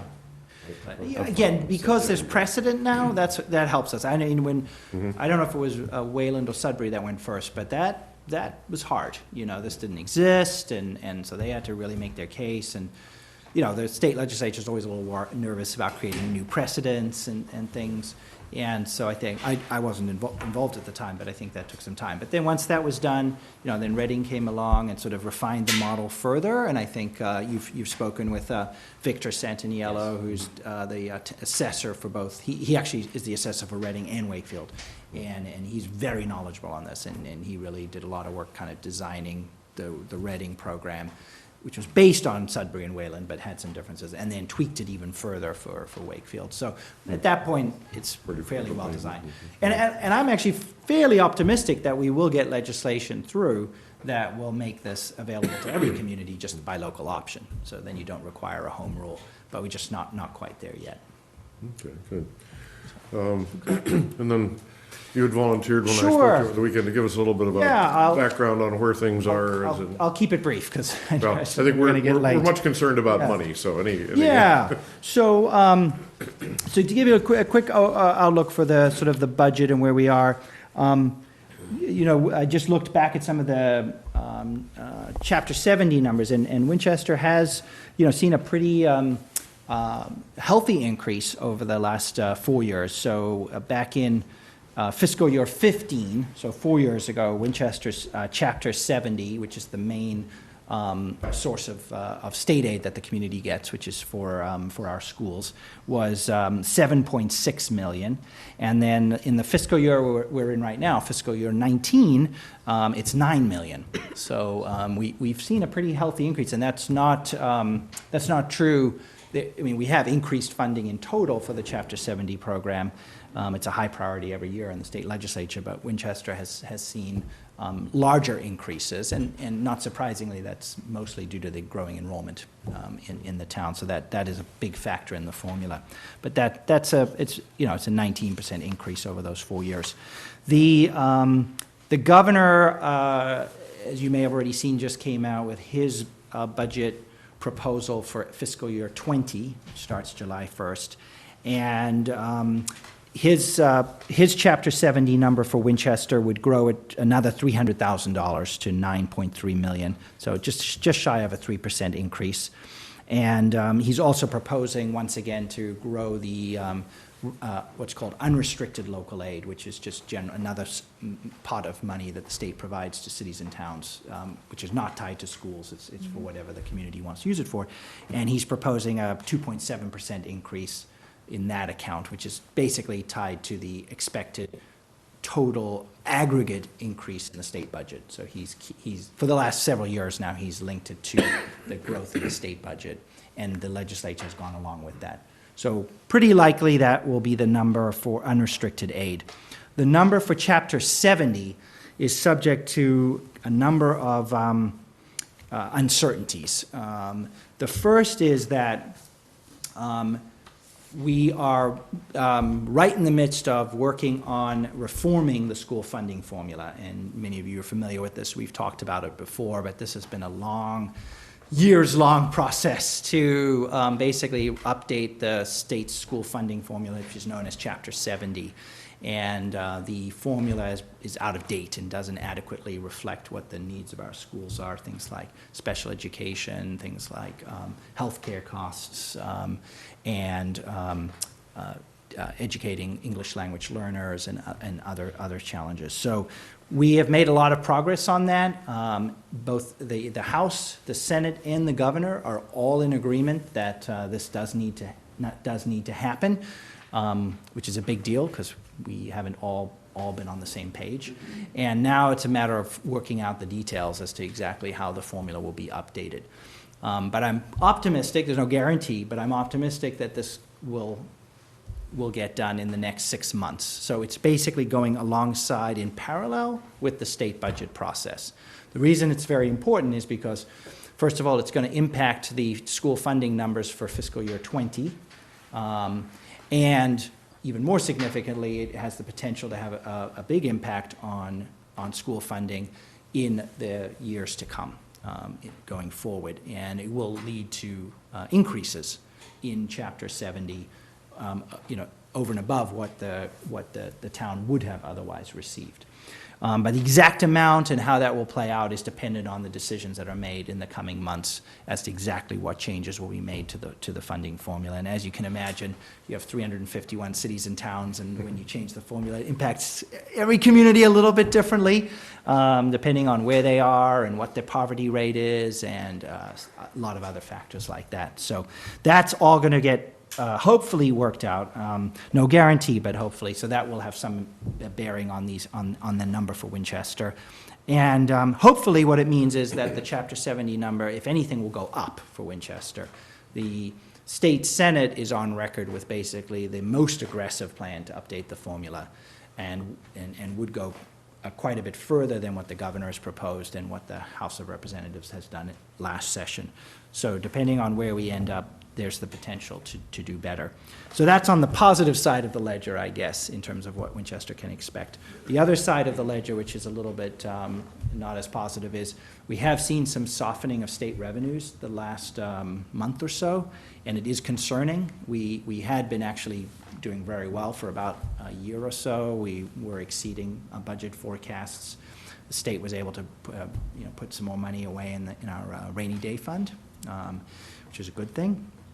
But in the last 30 days or so, we've seen a disturbing precipitous drop in tax revenues. And we're not sure yet whether this is a shifting of when people are paying their estimated taxes, maybe linked to the new federal tax law and some changes there. So we are waiting to see the January numbers very soon, and hopefully we'll get back on track. But that is, we're watching that closely. And then we are also, as everyone is, listening to the economists who say that, we could be looking at a recession in sometime in the next 12 months. And if we do head into a recession, then that obviously has a big impact on our state tax revenues. So thank you for all the work that you do with school funding at the State House.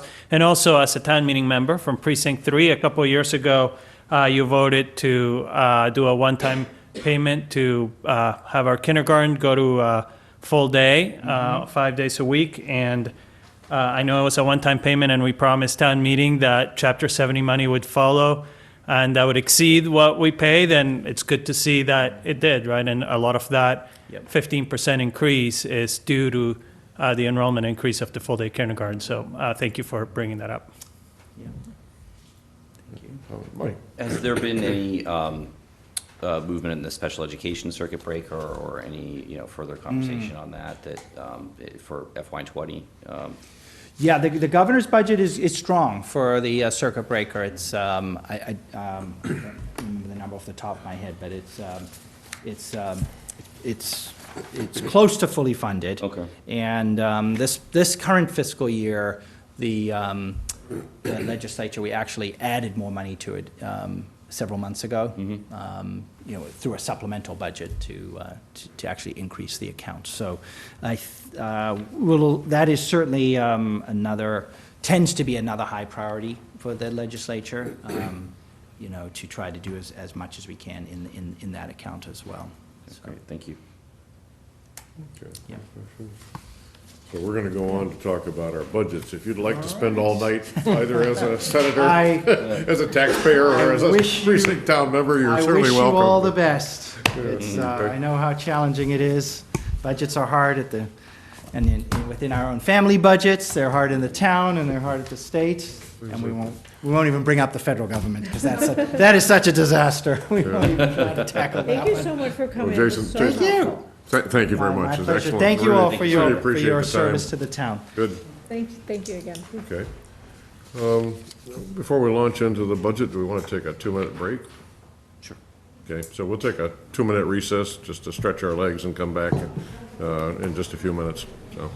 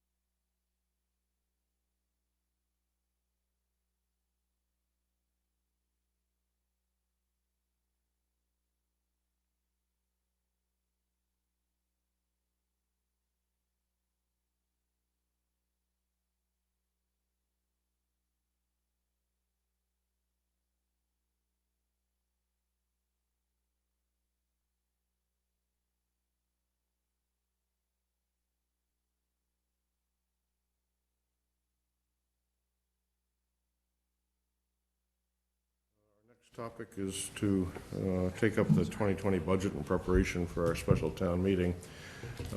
There's been a almost continuous round robin of conversations between Lisa, the school committee, the finance committee, and several other groups, capital planning committee, in weeks. And I think the positive news is we've been able to sort of begin to narrow some of the sort of budget items and begin to understand what they are. And I would note that congratulations to Lisa. Our healthcare cost estimates, so they were said to be sort of as much as 7% increase this coming year. And Lisa called them and said, you know, our claim rate is going down. We've been very good clients, and you certainly wouldn't want to have us go out and rebid that. And they said, well, we'll consider that. And I believe came back with an offer of 3% increase, Excellent. which saved, I think, said somewhere in the range of 450,000. 450,000. So I would note that she's paid for her annual salary already. So thank you very much. At any rate, I'm going to ask Lisa if she'd walk you through. We've got an awful lot of information in front of you, but ask her if she wouldn't mind walking through us and telling us where we are. There's still, I understand, numbers in some of the line items for both 2020 and the out years that are still, you know, we're still trying to nail those down, still in negotiation, still in discussion. So I don't expect tonight to come to a hard number, but I would like to make sure the board has the current information so that when we go out to the information session on Thursday and then to the town meeting on the following Monday, we have a reasonably good understanding, and that we've narrowed the range down what the potential budgets might be. So, Lisa, I'll let you. Well, let me just, first of all, narrate you through the myriad of packets I've handed you. So you've seen this big budget document. That budget document, I know you can't see it on here, but there's 2, 4, 6. There's 6 individual line items on there that constitute the municipal budget. Those 6 line items, the detail is in pages 94 to 143 of the actual budget book that's being developed right now. So obviously, 6 line items, you've seen those total numbers, and now you have 50 pages of actual material that actually represents those particular numbers. So this additional document that you've been provided today, sorry, my voice, does have the various budgets on here. I know I've been asked to essentially provide 2 budgets, and you'll see that in the last 2 columns, the fiscal year 20 manager budget and the fiscal year 20 manager with override budget. To correspond to the large sheet, the fiscal year 20 request, this is essentially a level staffing budget. So this corresponds with the highlighted gray column on your larger sheet. So first want to make sure that that makes sense. So that larger sheet that you've seen that we've been doing the projections on, again, has 3 budgets: level, no override, override. Those correspond to fiscal year 20 requests, which is level, fiscal year 20 manager, which is no override, and fiscal year 20 manager with override, which is the override number. So I know they have different names, but essentially that these are the details for this particular lines. In terms of staffing, there is a 1-page staffing sheet that hopefully is in there in your packet that shows, yes, that's it. That shows the staffing levels that correspond with the budget document. So I know it's a lot. This is very similar to the personnel figures that were presented in previous hearings, with a few small notable exceptions. The first is that I am actually requesting in this budget an additional 10 hours for human resources. Human resources has seen a doubling of new hire requests from year to year, but also we are looking to give them some HR functions that are currently within the town manager's office, with the purposes of adding procurement services within the town manager office without adding any additional staff. So I know it's a little bit of a moving domino, but as you remember, a procurement officer was one of the previous requests over the summer as part of the override, and we determined that we don't want to request an additional procurement officer. We're going to try to do that within our office, but part of that will be sending some HR that we do in our office upstairs. So that would be one particular change that you haven't seen in any prior modeling. So I know that this 50-page document does require a lot to go through, but you'll see that it's pretty consistent with the, just that summary of adding 4 additional police officers, 1.5 dispatchers, adding 2 custodial staff, and you can sort of see those additions on that one pager, and you'll see the corresponding increases in the budget according to that. The larger document, of course, is the one that is of particular interest because this corresponds with the overall increases that we're anticipating for fiscal year 20 and beyond, and what we're using to project a potential budget deficit, which then determines what a particular override number would be. There's been a lot of changes to specific numbers as we've gone from sort of a guesstimate to actual numbers as they've come in, including with the governor's budget. But essentially, if we do a 3-year projection, we are projecting off of a current fiscal year deficit somewhere in the $6 million plus range.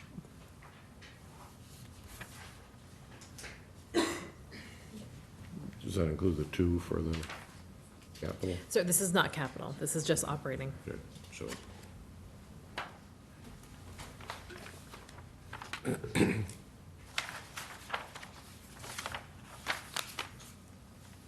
That would include drawing down 900,000 from, I'm sorry, which number was that? Which column? So this is for the override budget. The numbers would range somewhere in the $6 million range. So if we included any one-time revenue, including free cash, it would reduce the overall deficit. So the deficit with an override budget is essentially 6.9 million. There's some discussion about using 900,000 in free cash in this budget. That would bring the number to approximately 6 million. The reason for the 900,000 in one-time reserves is that this is linked to some historic reversions. And you'll actually see some of the reversions in this 50-page document. If you actually look at fiscal year 18 budget and actual, you'll see that there's differences between the two. And, you know, we can actually go over why we don't always spend up to our budget, or sometimes we actually overspend some line items. A lot of it does have to do with delays in hiring. So you'll see that there are some significant differences. Most of those, when I go through with department heads, can actually be explained by turnover or vacancies. So it doesn't mean that we can permanently reduce those budgets because we are intending to hire those people, but it could be that there was a vacancy, and that includes, for example, in the HR department, the HR director left in the beginning of June of 2017. We didn't hire a new HR director until July 31st, so there was a 2-month difference there. So oftentimes things will be explained by those kinds of absences.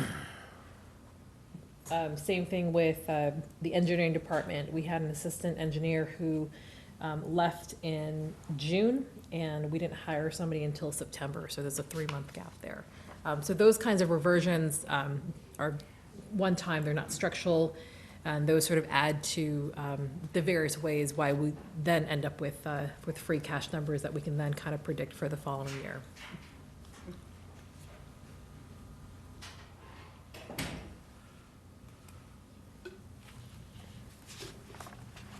So I don't know if you have any questions on the big budget document or the 50-page budget document. You want to ask any questions about any specific departments or staffing levels?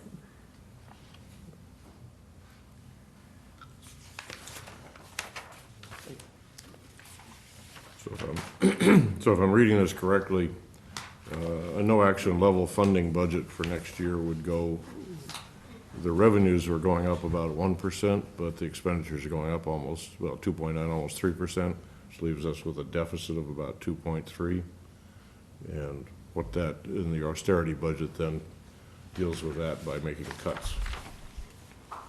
So if we eliminate use of one-time revenue, then the budget deficit would actually be 4.3. I'm sorry, what? But, okay, but if we use the two, if we use $2 million worth of reserves, as we indicated we might, then that reduces the shortfall to about 2 and a fraction, 2 and 3. Correct. And that's where the cuts are coming, where the reduction in services and staff are coming. Yes. Okay. And then on the contrary, if we were to get the override budget, would increase the overall revenue, well, overall expenditures by about 5.1%. I'm looking at the numbers you gave me yesterday. Yep. That would require, that would require, if I believe I'm correct, 6 million for the operating, and then we would put potentially 2 million into the capital side to bring it up to the 129. So we're looking at about a 5% increase there in both revenues and expenditures over the period, which is about consistent with what we've been doing for the last 10 years, for better or for worse, but that's been our growth pattern. So if your choice is, if we do nothing, if we do no action, and just go on cruise control with the known changes that are out there, we're looking at a $2.3 million shortfall, which we must make up by either cuts or drawing down on additional revenues, reserve funds, which we're sort of put out of at that point. Or we go with an override, which adds enough money in to bring a 5% increase and begins to catch up with some of the growth and needs. So if that's if I'm reading that correctly. There may be some variation of the numbers, but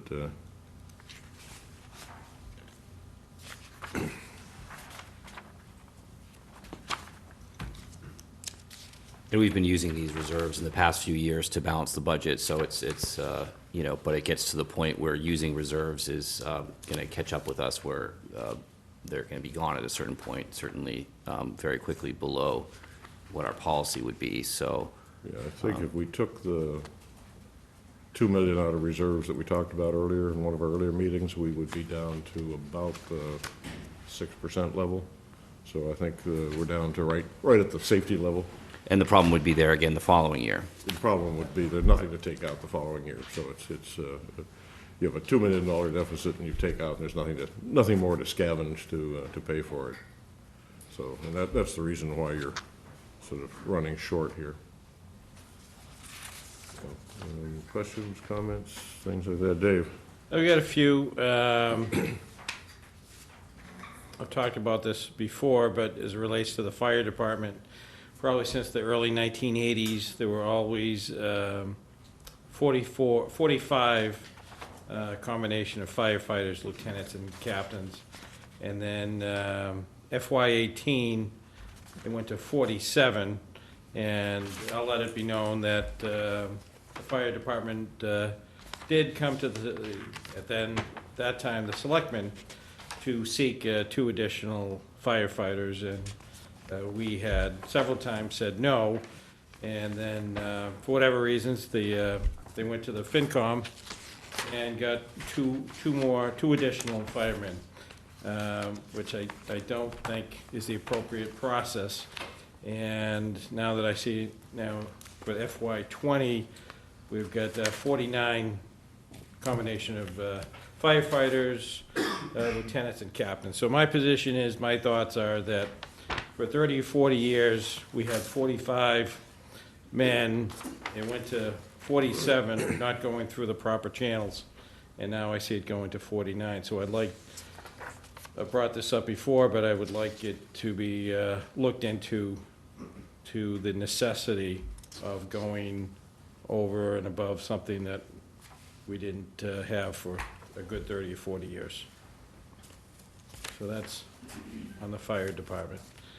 And then as it relates to the schools, I would just like to see, I think there's been some data that's come across my table, and I'm just looking for clarification on enrollment data, comparing this year to last year, 2017-18 to 2018-19.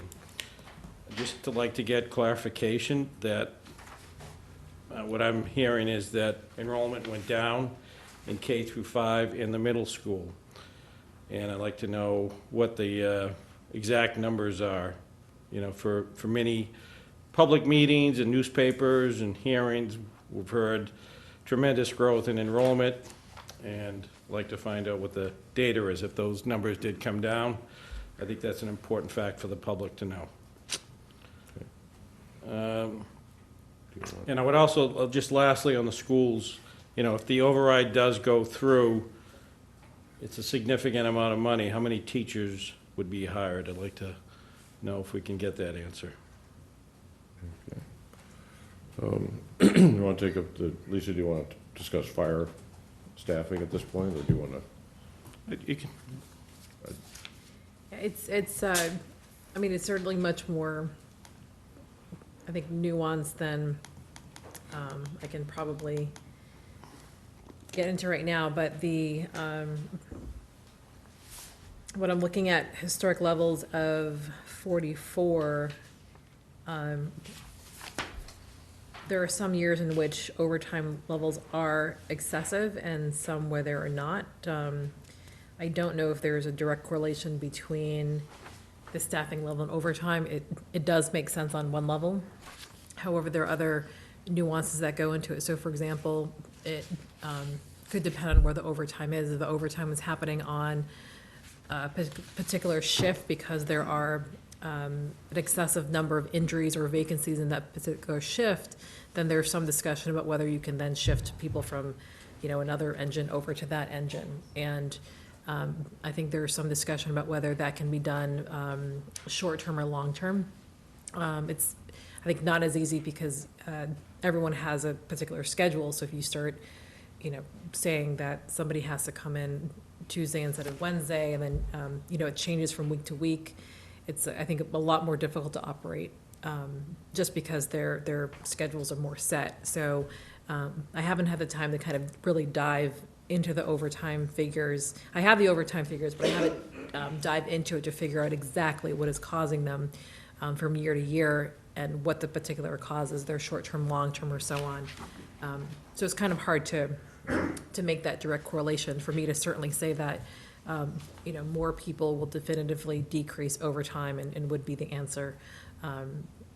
But there is, at least in the current 50-page document I've given you, if you look at fiscal year 18, you will see that there is an overspend in the permanent personnel line item, and you will also see that there is a significant underspend in sick leave buyback, specifically due to what looks like an additional 2 hire with overtime costs going down at a greater rate than the increase in hiring. So it looked like there was a net benefit there, but that's fiscal year 18. I need to compare that to 17, 16, and before. I recall a discussion several years ago about the fact we were spending an awful lot on overtime, and it was cheaper, and I three lucky FinCom people who may remember the details. I don't know whether Roger Arrett or Sam wants to volunteer the answer, but part of the decision, I believe, on the hiring had to do with the fact that we were accruing an awful lot of overtime, and we weren't getting the benefits out of the things. Aaron, if you could recall. Just a quick comment. So we're going in like 10, 50, or 30 years, whatever, from 45 to 49 for firefighters, right? So that's an 8.8% increase. At the time, the population of the town has grown from 21,000 to 23,000, so around 9 to 10%. So, I mean, from a level service standpoint, the growth seems to be about the same as population, so that seems reasonable. Aaron, do you recall, or one of you guys recall? Yeah, I actually pulled up, sorry. How good's your memory and archive? The memory's not great, but Aaron Cotillo, Finance Committee Chair. I pulled up the write-up from our budget for the FY18 year where the 2 entry-level firefighter paramedics were added. And I'll just read this real briefly. 47 total FTE headcount had been in place for years. However, based on multiple years of Chief Nash highlighting that the department's understaffed, given its service model of supporting an increasingly in-demand ambulance as well as traditional firefighting, FinCom supports the addition of 2 entry-level firefighter-paramedic FTEs. These 2 FTEs can be added with minimal impact to the fire department's annual budget by shifting currently budgeted overtime to the permanent line item. Since these new firefighters will do double duty as paramedics, Chief Nash assures us that they will help manage overtime, increase staffing flexibility, and ensure more adequate coverage of both fire and ambulance-related incidents. So this wasn't just for fire.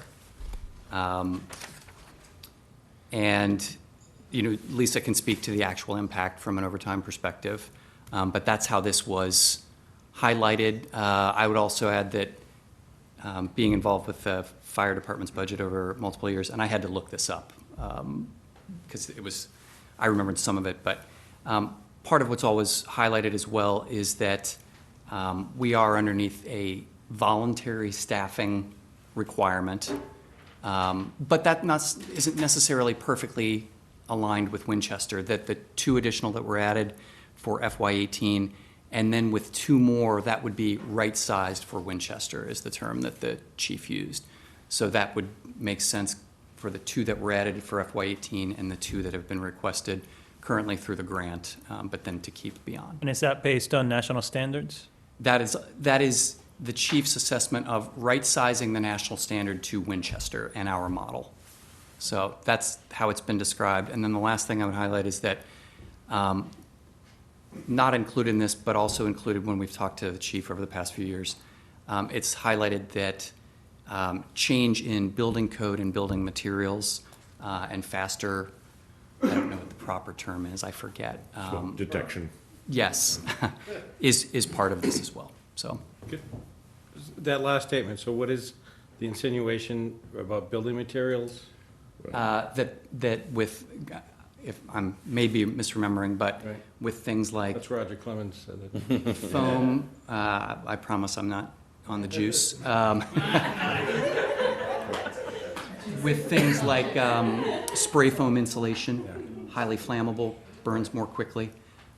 With increase in electronics type materials in the home, that the average burn time, I guess, Fire spreads faster. Fire spreads faster. Their time to response needs to be Yeah. faster. Yeah, so I mean, part of it, I think, from previous discussions is that the other big impact was the building requirements and code requirements that you put in, smoke and monoxide detectors and others that have reduced the fire department is alerted earlier they get there, they can suppress the fires more quickly, so there are relatively few large fires. The growth has been, though, on the EMT side, I think. There's been a lot more people taking advantage Certainly. of the services on that. So there was a trade-off between That's right. firefighting and EMT, and I think we're doing Based on the cross-training model that based we on the model. provide, right. Yeah. One last thing I would say is that, again, I went through this process and I had to refresh myself, but FinCom absolutely discussed this with the town manager and would not have pushed this if the town manager, Richard at the time, didn't agree that this was fine. So this wasn't done unilaterally by any means. Was that, Appropriated by town meeting. Right. and the discussion at that time, that it would be converted to a permanent line item, or, I mean, how? Oh, that's what it was absolutely discussed right. as, that we are basically doing it cost neutral, taking from the overtime line item and adding 2 permanent FTEs. Can I just have a follow-up? So on page 126 of the 8.5 by 11, is the reference that's being discussed, because under the second to last column on the right, FY20 manager, it's 482,893, and then the one with override is either, it's in the threes, 397, 700 on the left, request a manager 394, so is that the differential?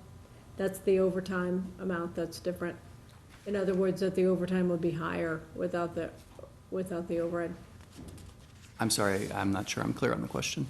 Could you repeat that? Well, we've just been talking for the last 15 minutes about fire and about Yes. how perhaps the cost differential is because now we're spending more on overtime. So maybe I should direct this to Lisa, because I think it's her document. Yes. Yeah, page 126. So is that what you're talking about? Yes, so under fiscal year 20 manager, which is no override, it's about an $85,000 increase in overtime because of, So that's what the we're talking about. reduction in. Yeah, in it's on page 126. Okay, I'm sorry, I don't have that document. You'll get it February 15th. Yes. If I could perhaps address this in a larger context, so when our current fire chief was hired, or actually before he was hired, there was actually a analysis that was done on the fire department that I'm actually trying to find. I've heard it's out there. So it's been a few decades, and I actually recommend that as I'm preparing to put forward an assessment process for a new fire chief, that we actually undertake a similar kind of comprehensive review of the fire department, because I am getting conflicting data when I look at 1-year data versus 3 versus 10. So if I look at 10-year data, for example, I actually see ambulance medical calls consistently at around 1,300 or 1,275 plus or minus. So I don't necessarily see a major increase, but we are actually seeing an increase in fire-related calls by 14%, which then sort of changes the picture too, because of the construction material changes. So I'd be interested to kind of get some expertise on where the trends are going, specifically related to the changing demographics and the boom in building, so that we can develop good questions for whoever we choose to be the next leader of the fire department. Right, and then wouldn't another question be, and I'm completely ignorant, so I shouldn't even say this, but on the EMTs, like, in theory, should they pay for themselves? Dare I say that? Because of the costs, I mean, those costs are then paid by those who need them, presumably. And so, I mean, that would be a question, whether or not if we are having more capacity in EMTs, is that, at least in the future, maybe offset by the revenue that's brought in for them? So that's theoretical. We've seen a downward trend in reimbursement rates. So there's so many different factors that the fire department is facing right now. It's a growing demand for limited staff. So many towns competing for firefighter paramedics. There's the decreasing reimbursement rates. So there's a potential need to kind of look at our salaries and our hiring practices. But if I could just stop a second, decreasing reimbursement rate, it seems like, because in the nature of what I do, I see the prices, the costs that are actually charged, not necessarily in Winchester, but going up. So just because it's a decreasing rate doesn't necessarily mean the amount that is, the net amount that comes back is less, if that makes sense. Because I think there's some data that shows that the actual charge for the services is much higher, and I'm not talking about just Winchester, but much higher than it was a few years ago. But in any event. Yeah, so if I look at the latest reports from, I think they're called Comstar, which does our billing, there's a shift in the kinds of insurance that I guess the patients or the people that are using the service have, which is leading to a decrease in the overall amount of money that we're getting per ride. So we're actually seeing an increase in the number of ambulance rides and a decrease in revenue. So if that trend continues, then we're paying more to compete for firefighters to then have more ambulance rides, which is then bringing in less money. And if that trend continues, then we really need to look at this particular. But in theory, there is some money that comes back. Is that fair to say? Yes, in theory. Yeah. Yes. So it's not like it's just something that we pay, like say for another FTE. Yes. We get But the reimbursed. revenues are going down and the Right, I expenses are understand, going I up for that particular piece Right. we're looking at. And at one time, we had a net revenue from the ambulance services. I think that's beginning to deteriorate. So maybe. Well, maybe that it reached like a capacity, because, anyway, yeah, okay. Chairman, Thank you. just a follow summary to my comments again, I will stand by my thoughts that for 40-plus years, we had 45 men. If anything, the construction standards have become a lot safer as it relates to fire safety with fire-rated walls and doors and other building materials. To pick one out with the foam, I think is not an accurate assessment. I've had conversations with Lisa, and I have complete confidence that she's going to look into what I also see are inefficiencies for relating to overtime and ambulance revenue. So I think the fire department needs some scrutiny, and I'm confident that Lisa will do a great job.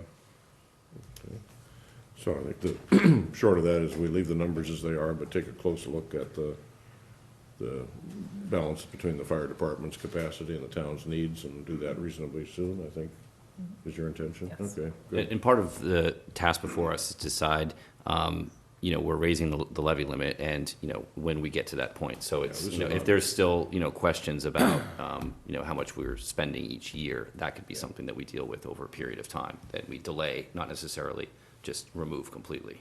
Yeah. So, I mean, I'll reemphasize that Lisa's headed toward a budget submission on the 15th for both a no override and an override.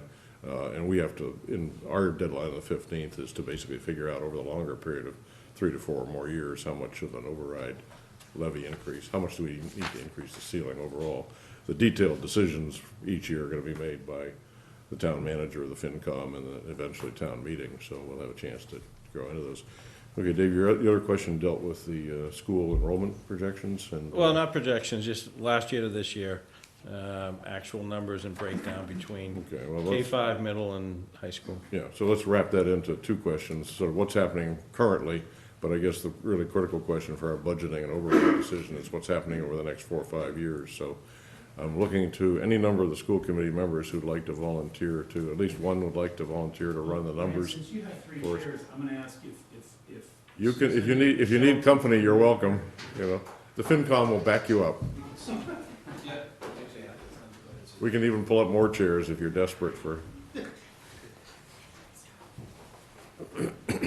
So while we're taking our seats, I'm gonna take a page out of the Jackie Welch playbook. And thank you all for your service, the time you commit to the town. No, and we this thank you for important your issue. service. I know you do. At 10 o'clock. So let me start with, I think there are 3 questions that people have been asking. One is, what's the recent trend in enrollments at the kindergarten, mid and high school, and what do we know about those? The longer term, the other 2 questions are, what do we know, what kind of numbers are we using for our school budget projections and therefore the town budget? And what kind of numbers are we using for longer term growth if we get new housing development in? Are those different, and if so, why?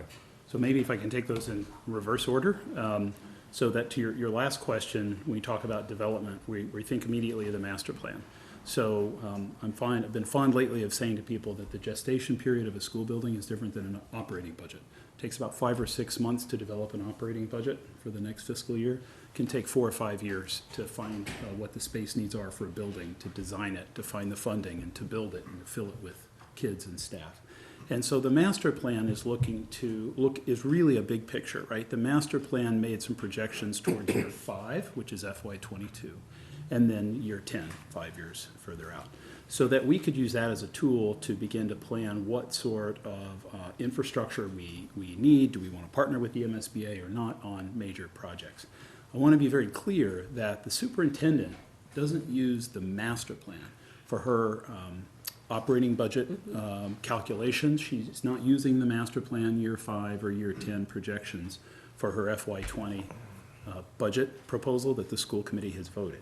What Dr. Evans actually does, and so I'm now getting to your second question, is she uses a tool which similar to something a previous superintendent had started, in which she looks at our current kindergarten class. So this year, we look at our October 1st numbers. We have 317 kindergartners as of October 1. I think we have a few more. I would actually join. 318, I think. Yeah, a few more have joined the system, but we always like to have a marker in time, so we go back to October 1st. 317. And so what she does is she looks at our 3-year survival ratio to see how many of those kids sort of wind up in first grade, and what is kind of that 3-year trend in the prior years that would suggest how many kids show up for kindergarten. Of course, kindergarten screening plays a role in this. And so what Dr. Evans has put together is a model that suggests she believes we're going to have 330 kindergartners next year for FY '20. But what's really, I think, important to underscore, particularly, and I know Mr. Rico said some information had crossed his desk. We discussed with FinCom earlier tonight that this tool that was in our earlier budget book, which shows the out years, it's important to be clear, if Mr. Rico or others are looking at that chart, you'll find that that 330 number for kindergarten for FY20 is also shown for 21, 22, 23, and so forth. And there's a reason why that's happening. It's because the superintendent really doesn't know how many kids are going to show up in kindergarten 5, 6, 7 years from now. It is, as she likes to call it, a plug number. And so it sort of presents a question. Do you plug anything in at all so that you can carry the numbers across, or do you not? It was a decision on the part of administration some years ago. I think she's been pretty consistent actually in doing it this way. I'm looking behind me to Erin. I think that her models have been pretty consistent. She's taking that number and she plugs it in. The consequence of this is interesting. So if you rely on that sheet without sort of any understanding or explanation, it would suggest that we're saying we're going to see no rise in kindergartners over the next 6 or 7 years. And that's just not the case. So in fairness to Dr. Evans, when she presented this to us even in November, I think it was November 20th, was that right, Michelle? She made a point of saying, this shows you a lot of years, but in terms of what's accurate for kindergarten, I'm really just looking at next year. I also want to be clear, then why show the out years? Well, it's because you can actually track the kids that are already in the pipeline, right, for McCall or for the high school. So that's sort of an explanation, right, of how the tool is used. And then I think we'll answer your first question, which is, so what are we seeing? So we are a growing district. We continue to be a growing district. We have seen some declines since FY17 when the master plan was approved. We've seen some small declines in elementary and at the middle school. We've seen higher increases at the high school than we projected. And net, we're still a growing district. And it's interesting, at the high school, we've grown from 1,268 students to 1,363 today. That's a 7.5% growth. And we actually project further growth, I think towards 10%. So that's probably my sort of the highest level that I can offer. If Mr. Rico is looking at the sheet I think he's looking at, I will also offer that, Lance, you've been working with me and with Susan and preparing some information, sort of looking at district enrollment over time. Very helpful in terms of how we talk to the community about this. And we discovered just over the weekend there was a typo in the 2015-16 school year of 6th grade enrollment. Now follow me here. It's interesting. The original sheet said we had 383 kids. We actually had 363. We've triple checked with Department of Ed. Right. If you check that against what the DESI Right. actuals are, it was 363, not That's right. 383. So it's a typo of 20 kids. Now you may think, so then the enrollment is even lower than we thought it was. But in fact, it's the opposite. And this is what I want to explain to you all, that this tool that Judy uses, remember I talked about that 3-year survival ratio? The consequence of just... There's got to be a better name for that, though, right? Yeah, the survival. It's the survival ratio. 3-year accomplish enrollment anything, ratio maybe, instead of survival. I'm not there surely are statisticians in the audience who can help me with this, but so we're looking it's at cohort survival, but it's It's cohort survival ratio. Oh, I got you. so it means people, how many kids are going to, their parents are going to up and leave town, rather than. Right. No, I get it. So if you can follow me for a moment, here's the consequence. It was just innocent error in a grid. When that happened, the consequence is we overstated the enrollment in one grade in 1 year. But that makes the subsequent enrollments in years 2 and 3 look smaller as a percentage increase. Make sense? So you take a base. If you're artificially inflating the base, then any increase looks smaller. So in fact, the consequence of rectifying this with DC means that our cohort survival ratios go up, that our projections for middle school go up, 7th grade in particular, is substantially affected, to the tune of we're adding, I think, 20 kids at McCall, which is virtually a classroom. So this is maybe one of the consequences of having these big discussions is a bunch of people look at the work we've done and we go to resources like DESI and we crunch numbers and we say, oh, this doesn't look right. I'm glad we found it. But it only reinforces the fact we're a growing district. I just want to add that when you start planning the budget in November, you have enrollments as of November. Judy can keep tabs on the enrollments every month with another, part of our the attendance software. and she sent us the report as of the 1st of this month. Kindergarten is actually at 320 students. So students move in during the course of the year. And one other clarification Judy was just sharing, she was in the building earlier tonight, this does not include our out-of-district placements, and I think we said 56, is that right? Yeah. 56. Nor So- does it include preschool. Right. Right, this does not include pre-K, that's right. How many classes at the middle school and high school have over 25 kids, or 25 and more, and how many have 30 or more? I And how sent does that that to you guys. compare? That information you sent was. I How did does send that it. compare with? I heard you guys with asking that when I other? asked Judy. I heard, did I not hear tonight, She that there said were they- over 100? At both the high school and And the middle school. Yeah, she sent an email a week or so Yeah. ago with the Right. answers to that. How does that compare with other districts that we would usually compare with? I think Belmont, I've heard has, and Lexington, some of their class sizes are creeping upwards and, are around 24 in the middle and high school, in the secondary segment. But, we haven't really delved into that. I mean, I know my son has 35 kids in his math class at the high school, so, Right. And that's, that's And my son's in a Pretty math tough. class with very similar numbers, Yeah. Mariana. yeah. But, I mean, Those aren't the numbers email that I are sent really you- recorded for us, though. So there's no place for it without calling individual districts. There's no way to sort of. Oh, yeah, for But the peer email that I districts, sent you was, absolutely. Yeah. was what Judy had, Mike? yeah. But the FY20 budget, at least just starting there, is based on existing needs, not on future enrollment planning, right? I Correct. mean, it's so, We don't- although maybe we are doing some future modeling to, help us plan, Mm-hmm.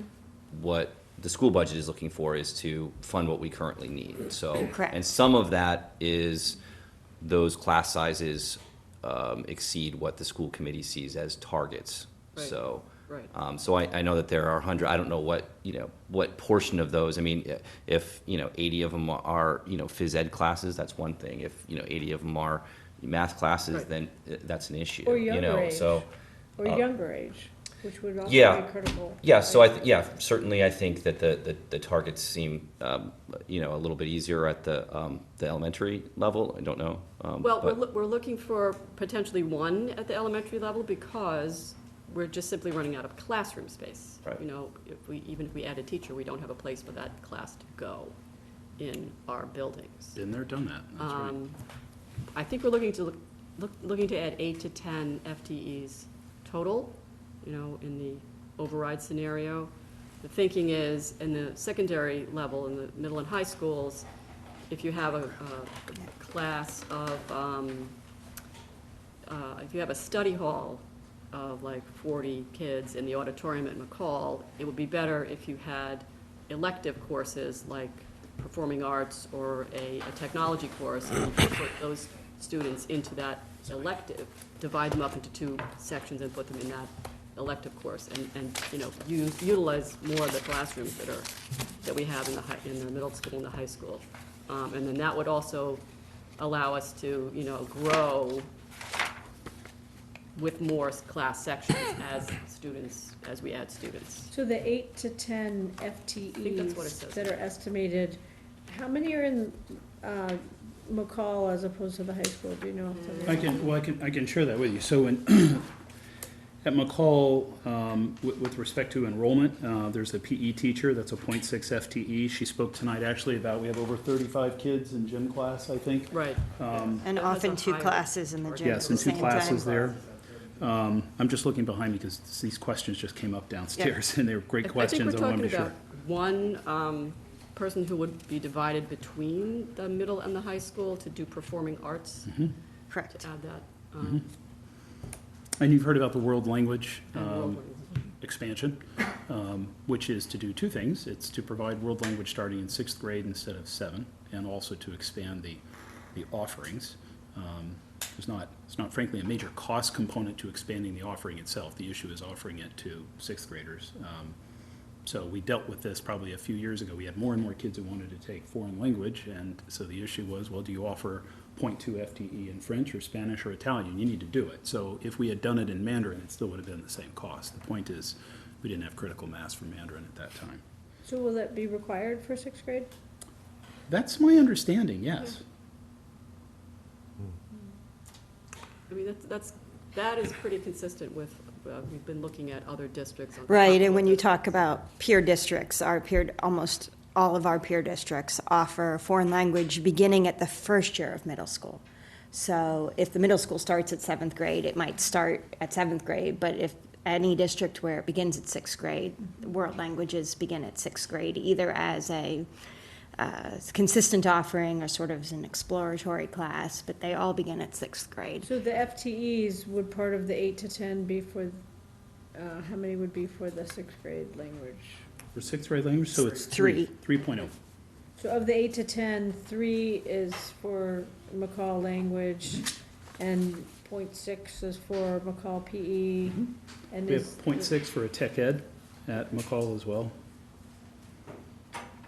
And offering the language in sixth grade also makes the other classes smaller, right? Because now we're offering more classes, so it Correct. makes the math class and the English class smaller because, right?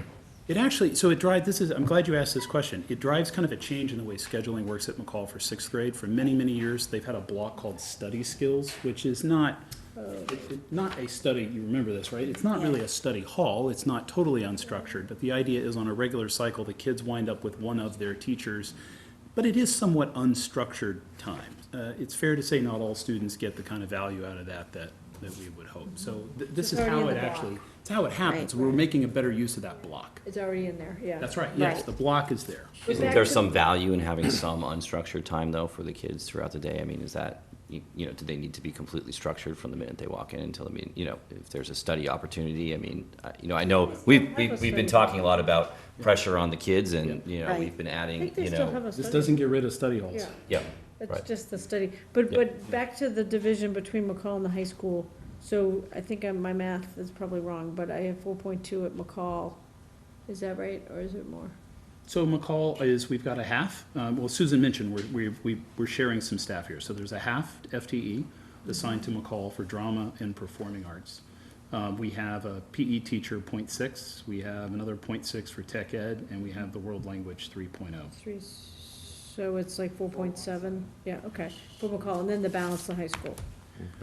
Well, we have actually right now we're carrying a 1.0 for an elementary teacher. We've got some special education, like a BCBA, so board certified behavioral analyst. So, and this is not really dedicated to a school. This is pre-K through 8. Okay, So someone who will float throughout the Let me district. step in, as much as I You don't wanna am get into fascinated these with the weeds. FTEs. Right. Yeah, I've done this on business, and you can Usually go I around take for- you into the go around weeds. for a I'm just few years answering on the this. So questions. Right. let me just back up to Yep. the points that draw from this. So I think in the answer to the questions was that there's been some decrease in the elementary and middle school enrollments in the last year or so, but a corresponding increase in the high school.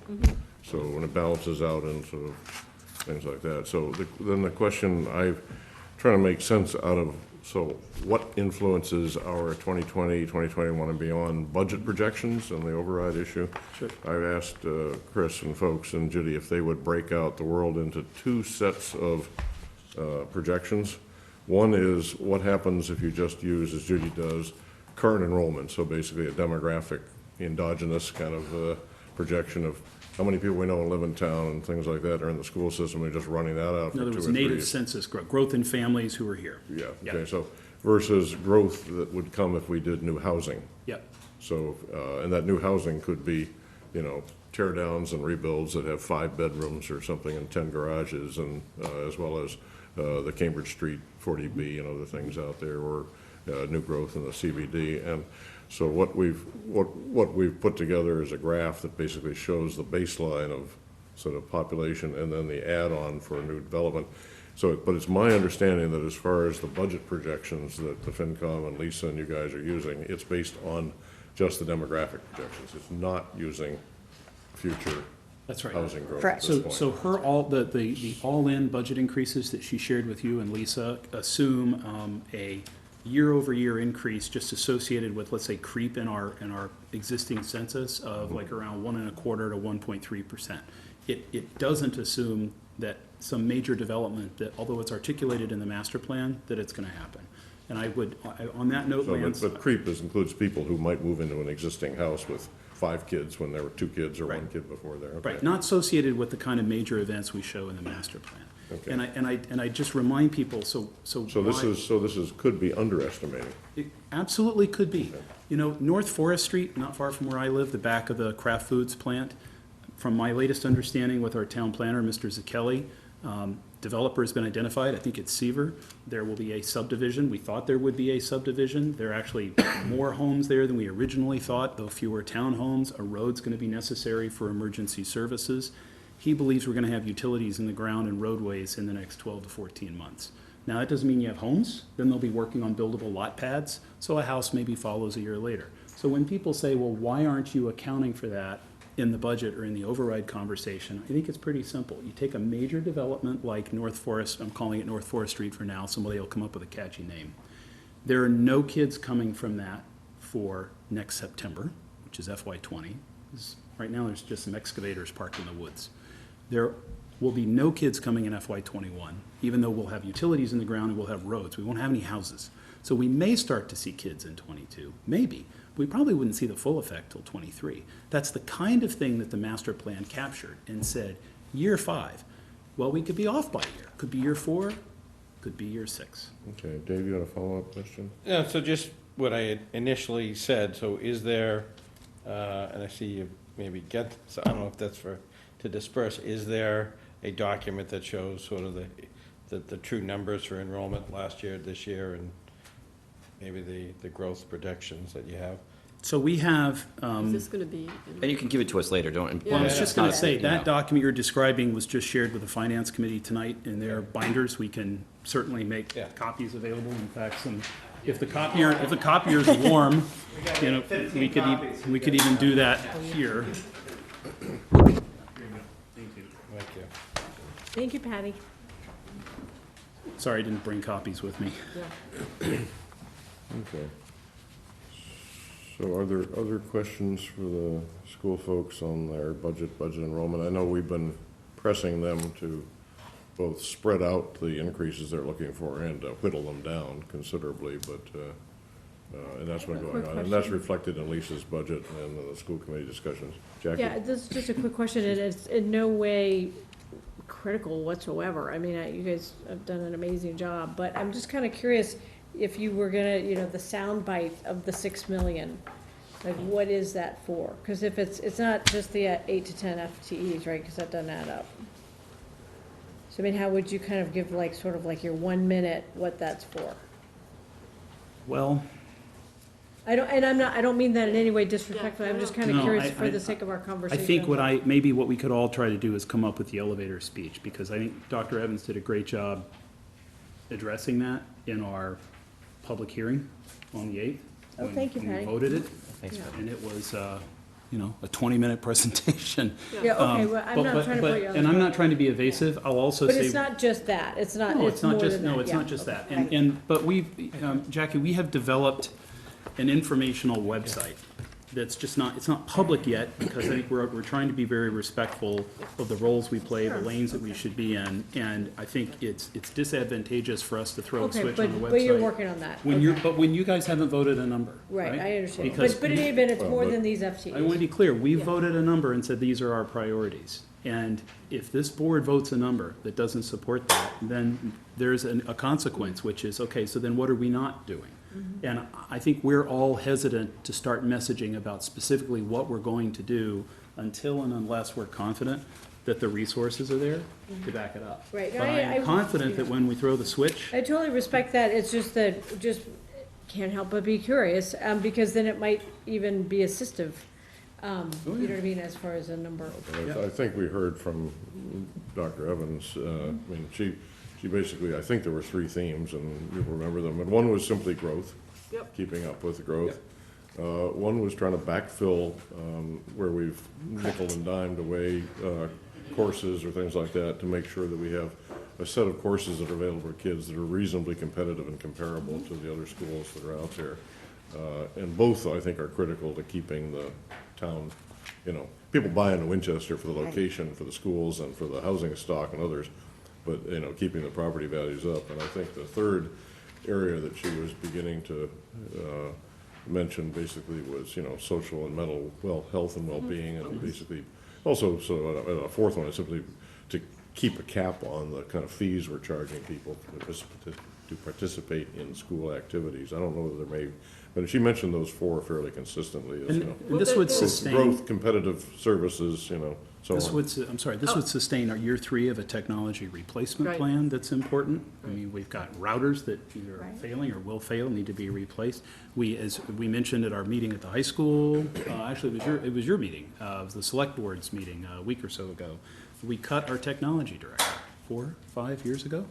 And we're growing, there's no district our size that doesn't have a technology director. It's absolutely necessary. So we have folks trying to fill that position and that's not really in their wheelhouse. Okay. So that's doing two things. It's distracting them from the things they really should be doing. Yeah. And because that's really not their job, they're not, nobody's doing, I'm gonna say doing a bad job, but they're not as efficient or effective as someone who kind of has that training might Okay. be. No, that's helpful. Thank you so much, yeah. Yeah, I was just gonna say that there's more to, running an excellent school system than class size, you're right. And so that is, in addition to what we're trying to do here, is to, we have, is to maintain the quality of our schools. And we have been able to keep our per student spending relatively low in comparison with the rest of the state and our comparable districts, and we've been very efficient. We've slowly added things like full-time librarians at the elementary level and adjustment counselors to protect student, emotional wellness.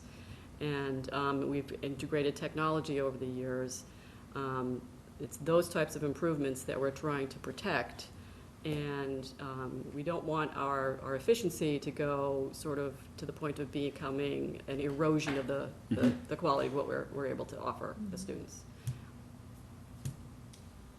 Just to follow up on what Jackie was talking about, the $6 million, what's in there, because obviously the 8 to 10 FTEs are not it, and I know we've heard about the global languages and whatnot, but I've got to believe part of that is, and I guess I would just ask, cost implications on teacher contracts. Is that That's been- part of it, yeah. Has that been To costed out keep yet? To keep our salaries competitive with Right. other districts, so we can attract and retain high-quality teachers, Yeah. in Dave, I think, are you asking, have we figured in the cost of those? No, I know Add you have. additional Yeah, we have. teachers? I know you have, but I'm just like following up I on hope so. Jackie. So I was gonna say, yes. Jackie had said, within that $6 million, there's different components, and the component that I haven't heard, which I assume is a good sized one, is the teacher contract. So I would ask, has that been the full cost implications of that contract? Is that data available? That's or- accounted for. That's accounted for in this budget. Yeah, I can't Yeah. quote that off the top of my And, head. and but- without, I want to be careful I don't go too far out on a limb here, it's a Yeah. public meeting. Right. We've reached an agreement with 1 of 4 units, Yeah. and that is all I will say. The 6 million is municipal and education, right? Education is 4 million. So we're not talking about 6 million, we're talking about 4 million. 4 million. So, Yeah, I mean, just to Right. clarify. Oh, well, Right. we were ready to give you 6, but if you're only Yeah. want 4, I mean, You're only asking for it's up 4. for you, You may you end know. up, We'll take the well, 6. yeah, what is in We're at the 4.2, dollar amount? 4.25. Million. Yeah. So, Okay. yeah, I think sometimes talking about the percentage gets to become meaningless, and it's time to start, As far let's as talk about the enrollment? dollars. No, about Oh, the amount, The the amount, yeah, amount sure. Yeah. over the previous year, and in dollars, it's what you said, 4.25. So, yeah. and it actually, this reminds me that obviously what we're talking about tonight are sort of those program improvements, new initiatives, like what do you get that's new? What do you get for yes? But a big chunk of these costs are driven by, for instance, special education, transportation, in and out of the district is $230,000. What I see from this number is that, we can pick one grade here, 3 grades there, where enrollment might have not gone up from one year to the other. Right. But every single year from 2001 to this year and to next year, total enrollment has gone up. There's not a single year Nope. that it's been the same or even one student lower than the previous year. You're absolutely right. And Correct. it's been 10 years since we've had an override. And so to me, most of that 4 million, I mean, we haven't addressed the enrollment increase over the last several years. That's why we have math classes with 35 kids. Right. Because we haven't, so most of it is just catching up with what we've been slowly declining services. It has not been level services. When we have enrollment increases that we don't fund, that's not level services. I think in part, that's because as we watch the budget tighten up over the last couple, 3 years, we've told Mr. Howard, would you please see if you could work the budget so we don't have to, don't have to drive ourselves off the edge and go for an override, and I think he did a very good job. Well, we've been balancing the budget with. We balanced the budget and we. Reserves. Free cash, funds. so, I But- mean- but Take I it think- from reserves. But I think it also reflected a very good negotiations that he drove the school committee and Yes. kept them from. And as Mr. Howard would, in his gentlemanly way, very, We say no calmly very say, I politely. would recommend that you maybe begin thinking Think about about an override. an override. Yeah, yeah, and Which he maybe repeatedly he told could've- us the same Yeah. thing, and I think. And then he left, so. He was smarter than the rest of us. Wisely. Can I circle back to a question about there was a class size question earlier, and I got my notes in front of me. At McCall, 108 classes have 25 or more students. And at Winchester High School, an additional 100 have 25 or more students. 24 of them have 30 or more. And that new Winchester High School was sized and furnished for 24 kids in a classroom. So 24 seats, 24 desks. It was designed for 24 students. So it speaks to that pressure. See, that seems like the conversation that we should be focused on, rather than future enrollment growth, or, as Mariano was saying, it's been, our services have been somewhat diluted at the school level, because we haven't been able to fund additional positions that our enrollment growth has demanded, so. I'm with you that's- 100%, but I don't want to go quite there until there's a number, because if the number can't support us addressing this, then then we all lose face with this. Right, I just want to Yeah. make sure that we're talking about the same thing, Yeah. because there's the, future enrollment growth, and we're Yeah, yeah, talking right. 40Bs, yeah.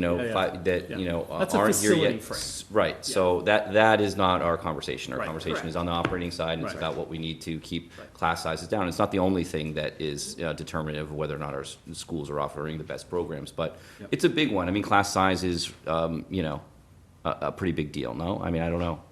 Yes. I mean, Yes. You guys are the school committee, I mean, I'm just saying. I would think that's, yeah. Okay. Well, in a district where we're focusing on social emotional well-being of our kids, the more students that each teacher at the high school has, the less opportunity there is for that personal connection for the teachers to make with the kids, which is one of the biggest implications for student well-being and success. I mean, at McCall, the class sizes aren't they're not big enough, right, to take more kids, right? Classrooms, So, yeah. That's the funny thing, isn't it? When there are some who will say, well, Winchester's, what is your class size, your count, number of kids, and isn't it sort of lower than the state average? That may be true, but our physical classrooms are smaller than the state average. We're smaller than the MSBA norm for new building development. So that limits our class size. you can't put 10 physically. pounds of potatoes in a 5-pound bag. Yeah, Which well, is let me- probably a good well, thing. Potatoes, no. Let me return to the, so we have, so for all of us on this, we have in front of us Lisa's current best estimates on the 2020 budget. Right. So if I'm reading this correctly, if you were to go with no override, the austerity budget, you'd be looking at an increase of about 1%. And that would come with significant cutbacks in both services and other pieces. If you go with an override budget, we're looking at an overall budget compared to FY 19 of about 5%, a little bit, 5.1%. And then I have, so those numbers will be what we present on Thursday. That's all in, Lance? That's, so far as I understand, that's all in. Okay, I mean, It's not a Lisa- 5% school increase. no, this is all in. Everything. This is everything across the board. This is Lisa's full town manager's budget that she'll be I expect there'll be some refinements between now and the 15th when it goes formally to the planning. So then Aaron and others have been working very diligently on saying, as you project those out over a 3 to 5 year span, how much money do we need at least for the next 3 to 4 years in an override? And Aaron, correct me, but I think that we're looking at today at needing somewhere in the range of 9 to 9.5, closer to, I'm getting the high signal. Are you campaigning me or or closer to 10? So we're looking at somewhere in the mid 9s to 10, and then we've been discussing adding $2 million into the capital and building stabilization funds because they're so grossly underfunded. So that will be, and I presume that somewhere between now and Thursday, somebody will give me a sort of a reasonably stable number in that range of whether it's 9.2, 9.5 or something like that is the best guesstimate. And that's what we would be talking to people on Thursday if we get any fine tuning, but that would be what we would present at town meeting. We will tell them that we have not locked down on a number. That won't come until our own meeting on the 15th, but that's roughly what we're looking at. So if there's adjustments that need to occur, sort of get them to me sooner rather than later. Can I ask Jackie? a quick question about that? So, just a really quick question. I understood everything you just said, and putting the capital to the side momentarily. So if roughly, and I apologize for sounding so general, but if roughly our current education budget is like 2/3 of our current budget, is that generally right? Well, the line item is closer to 50. If you allocate Exactly, so overheads, that's you my get roughly question. 2/3. So why is that, why wouldn't the average Winchester voter vote, considering this, voting in favor of this override, want to see 2/3 going to education? Because. Again, putting capital to the side. I mean, isn't that something that, Well, you were. no offense to any Yeah, other there's- category, but isn't that what a typical Winchester resident sees there? Yeah, unfortunately, not the way we do the accounting. Well, I know, which we is why do- I'm asking. Okay, so we do the accounting, we do municipal, education, and then all others, which includes all our pension, energy costs, everything else. Healthcare, everything else like that. So what you see is the education budget is the education that you're staffing and everything like that, without, and then to figure out the true cost, you have to add in a percentage of the maintenance and the energy and the budget and everything like that. That's what brings it up to 2/3. What we're talking here is a slightly different set of numbers. It's basically the labor. Yeah, go ahead. Can I make a Yep. comment on that? If we look at total municipal and education, education is 4 million and municipal is 2 million, right? So it matches that 2/3.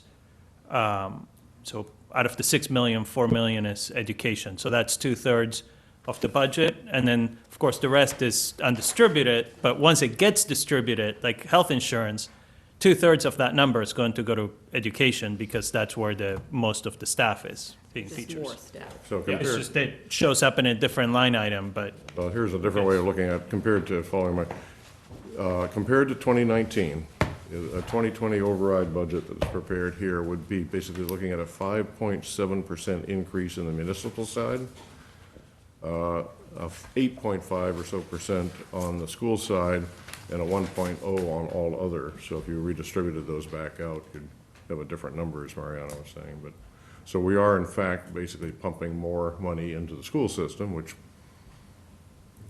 takes, half of our operating budget and 2/3 probably of our total budget. Right.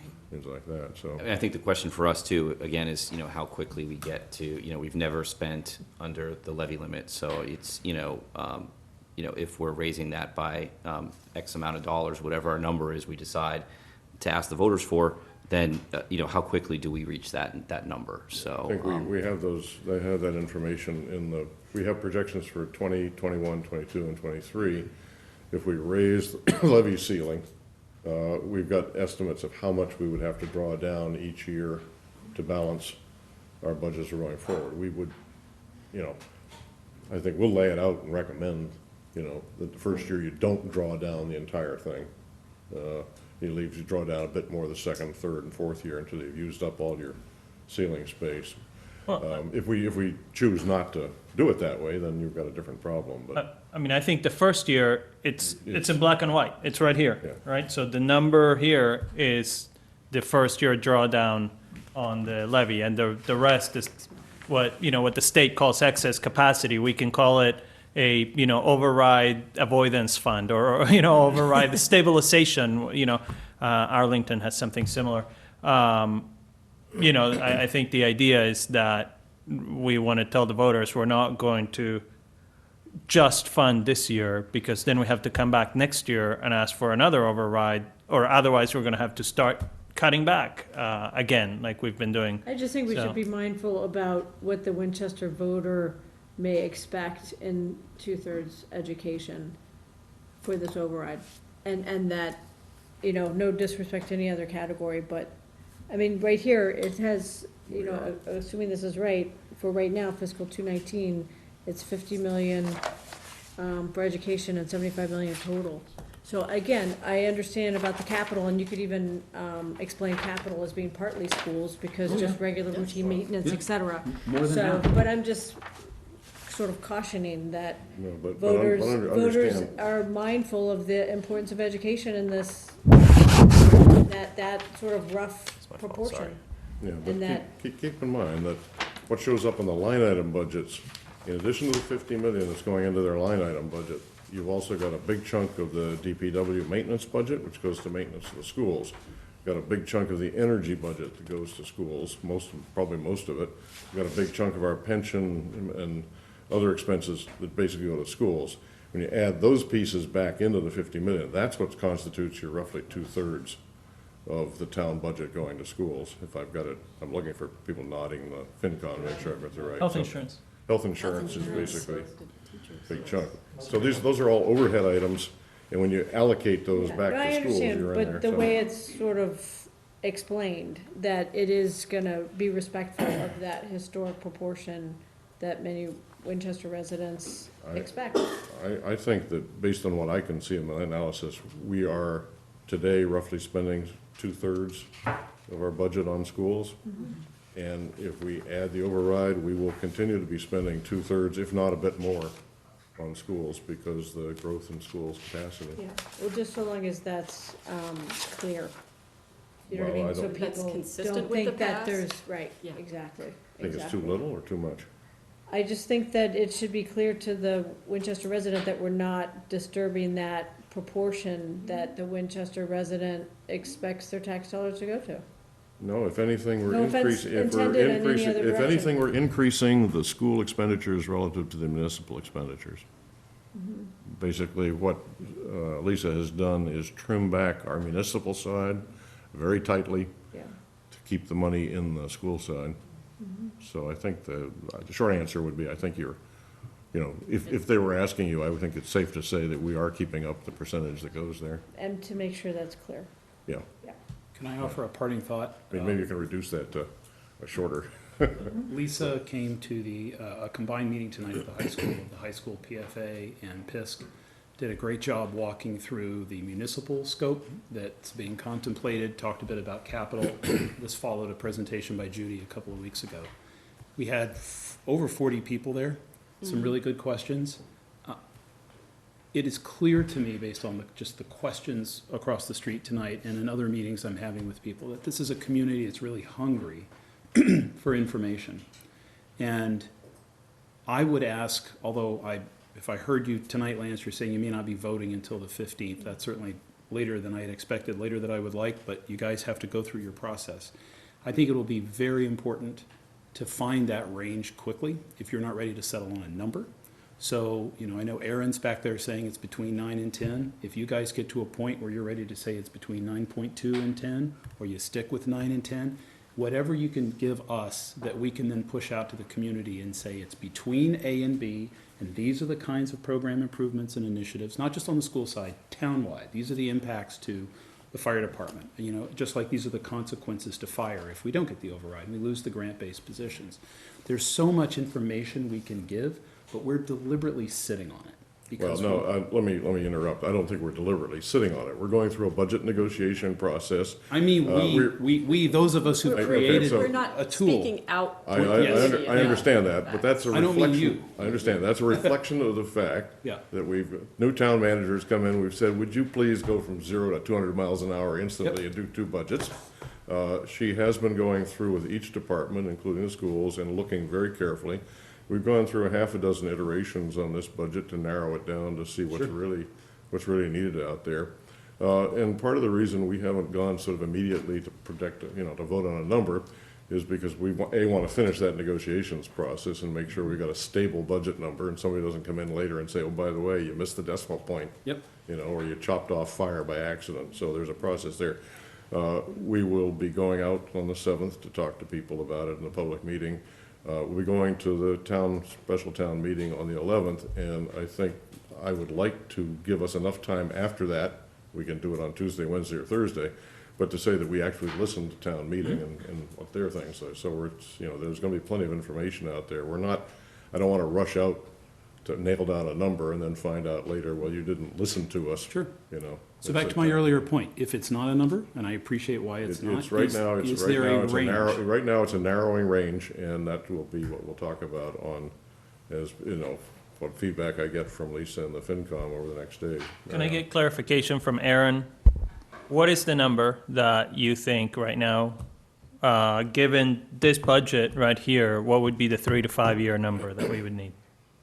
That FinCom. The total number of the 1 year, the tax No, levy limit number? the levy limit that we would need to not have another override for 3 to 5 years. It's somewhere between 9 and 10. And Between 9 and 10? Yeah, it's somewhere, because there are a couple tweaks that Lisa and I talked about Okay. today that are not fully reflected. And is that including the removal of the retiring debt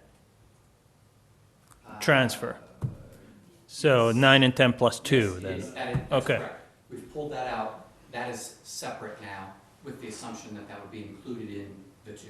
Okay, and the 2. Okay, got it. That includes capital. That's You're the not- two.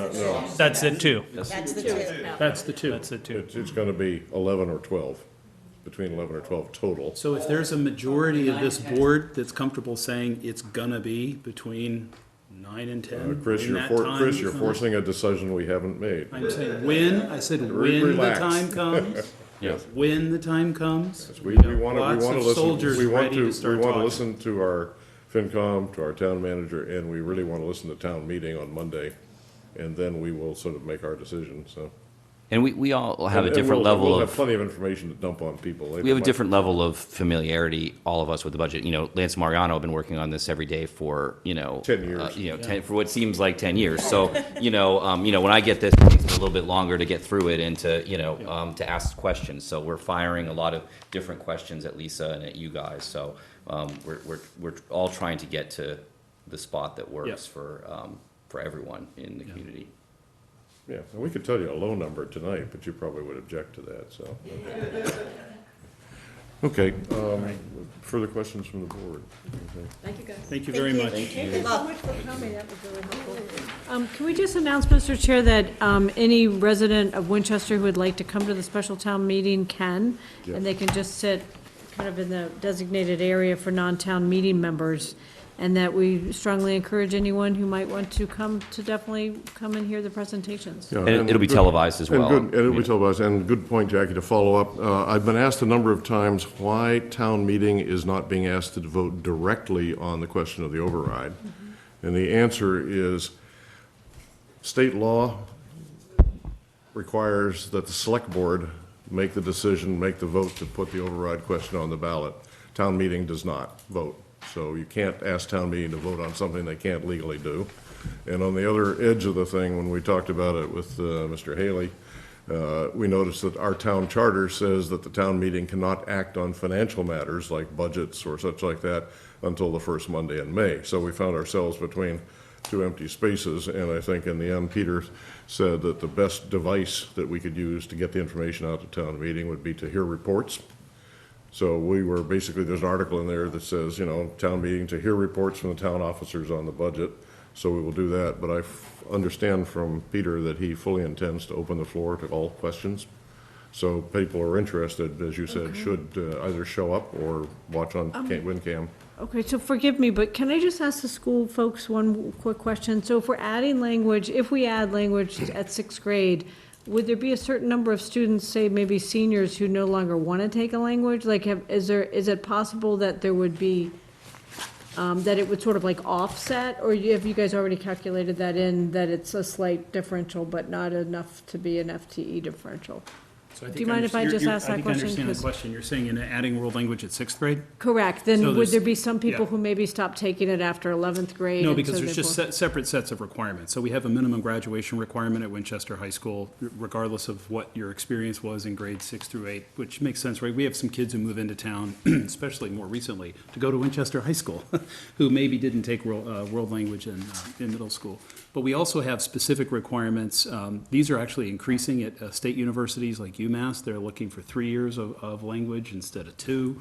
And so, your experience in middle school, it just sort of isn't tied. Oh, what the value of it, Jackie, is, so if, let's say you take French 1 and French 1 at McCall, which currently is really 1 year of curriculum spread over 2 years, 7th and 8th grade, which a lot of people don't realize. Kids take foreign world language at McCall for 2 calendar years, but it's really 1 year's worth of curriculum stretched out. Those kids are prepared to go to the high school and take French 2. So the idea behind this is by expanding world language for those kids who find a language that they're really passionate about, then they can get to the high school and sort of be ahead.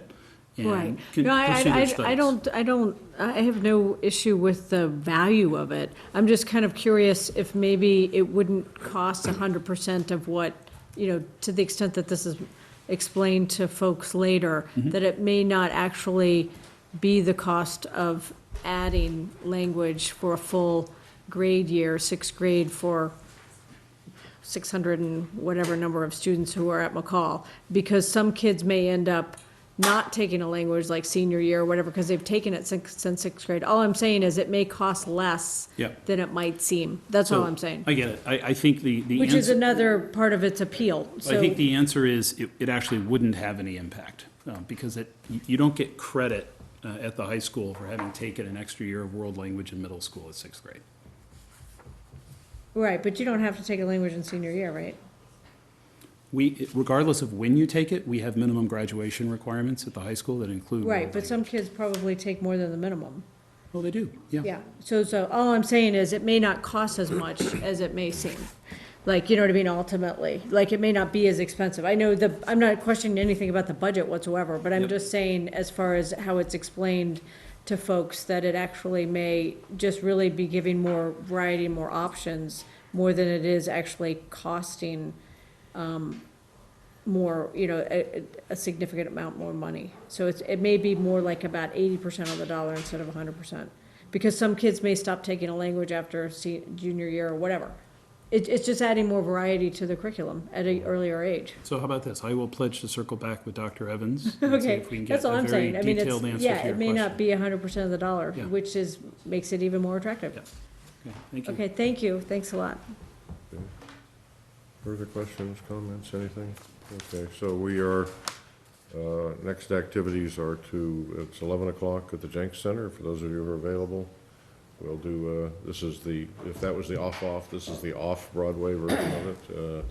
We've tightened up, and we will, in the next few days, continue to tighten up the presentation, but we'll do a presentation of the materials then. If anybody's interested, that will also be on WinCam or taped at least, things like that.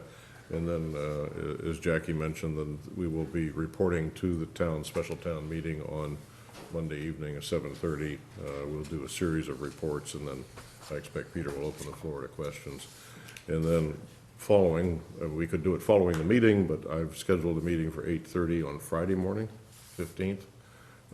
That's what Mary Ellen tells me is the absolute deadline. We have to, at that point, vote the language and the amount we want to put in for the operating override. And if I understand correctly, we have to vote the total amount we would like to see to increase the levy ceiling.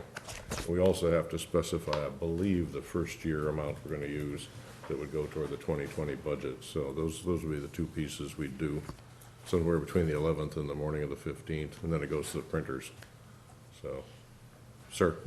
So on the meeting on the 11th, as far as presentation, are we presenting, because as I see it, there's 3 columns. There's a no override, there's an override that would be needed for level services, and then I guess the larger override. So are we presenting to the public the 3 options, the level service? Yes, you're correct. Okay.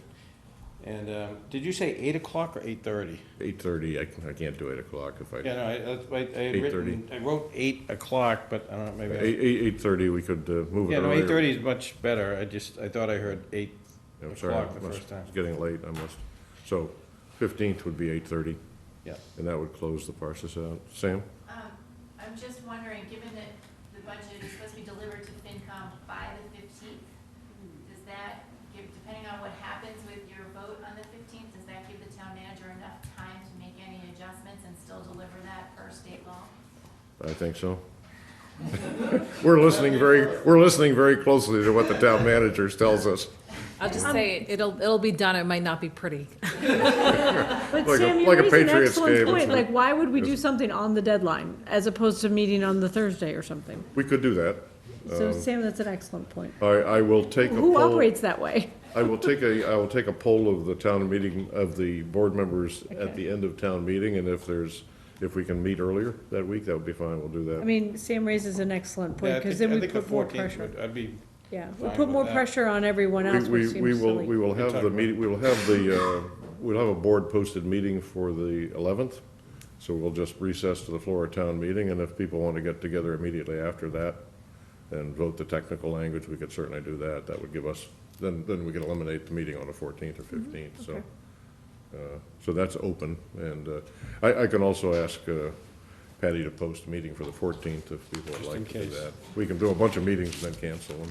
Yeah, I'd have to do the meeting, posted on the 11th during the day for the 14th. Yeah. So, okay. Anything else? Lisa, thank you so much for these budget depictions in a variety of through forms. the, This is really Yes, helpful. please. All right. So I move that we approve a one-day alcoholic beverage license for Diana Canosian for Boston's Best Bartending, March 9th, 2019, at the Town Hall Auditorium. Second. Okay, all in favor, please say aye. Aye.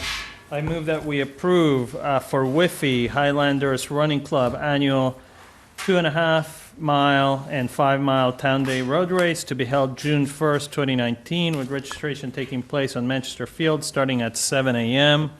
I would mention that I encourage everybody to join me at this race. The 2.5 mile, it's a short walk through our beautiful town.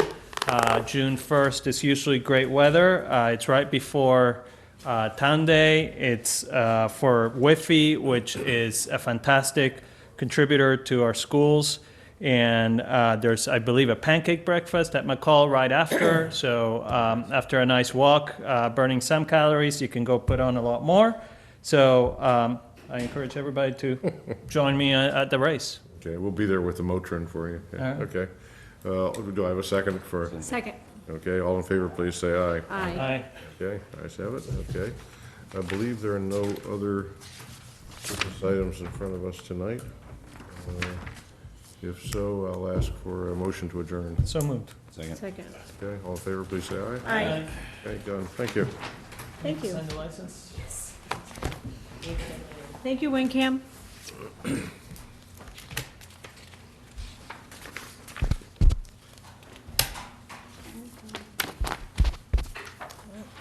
Oh, yeah. Did I sign that?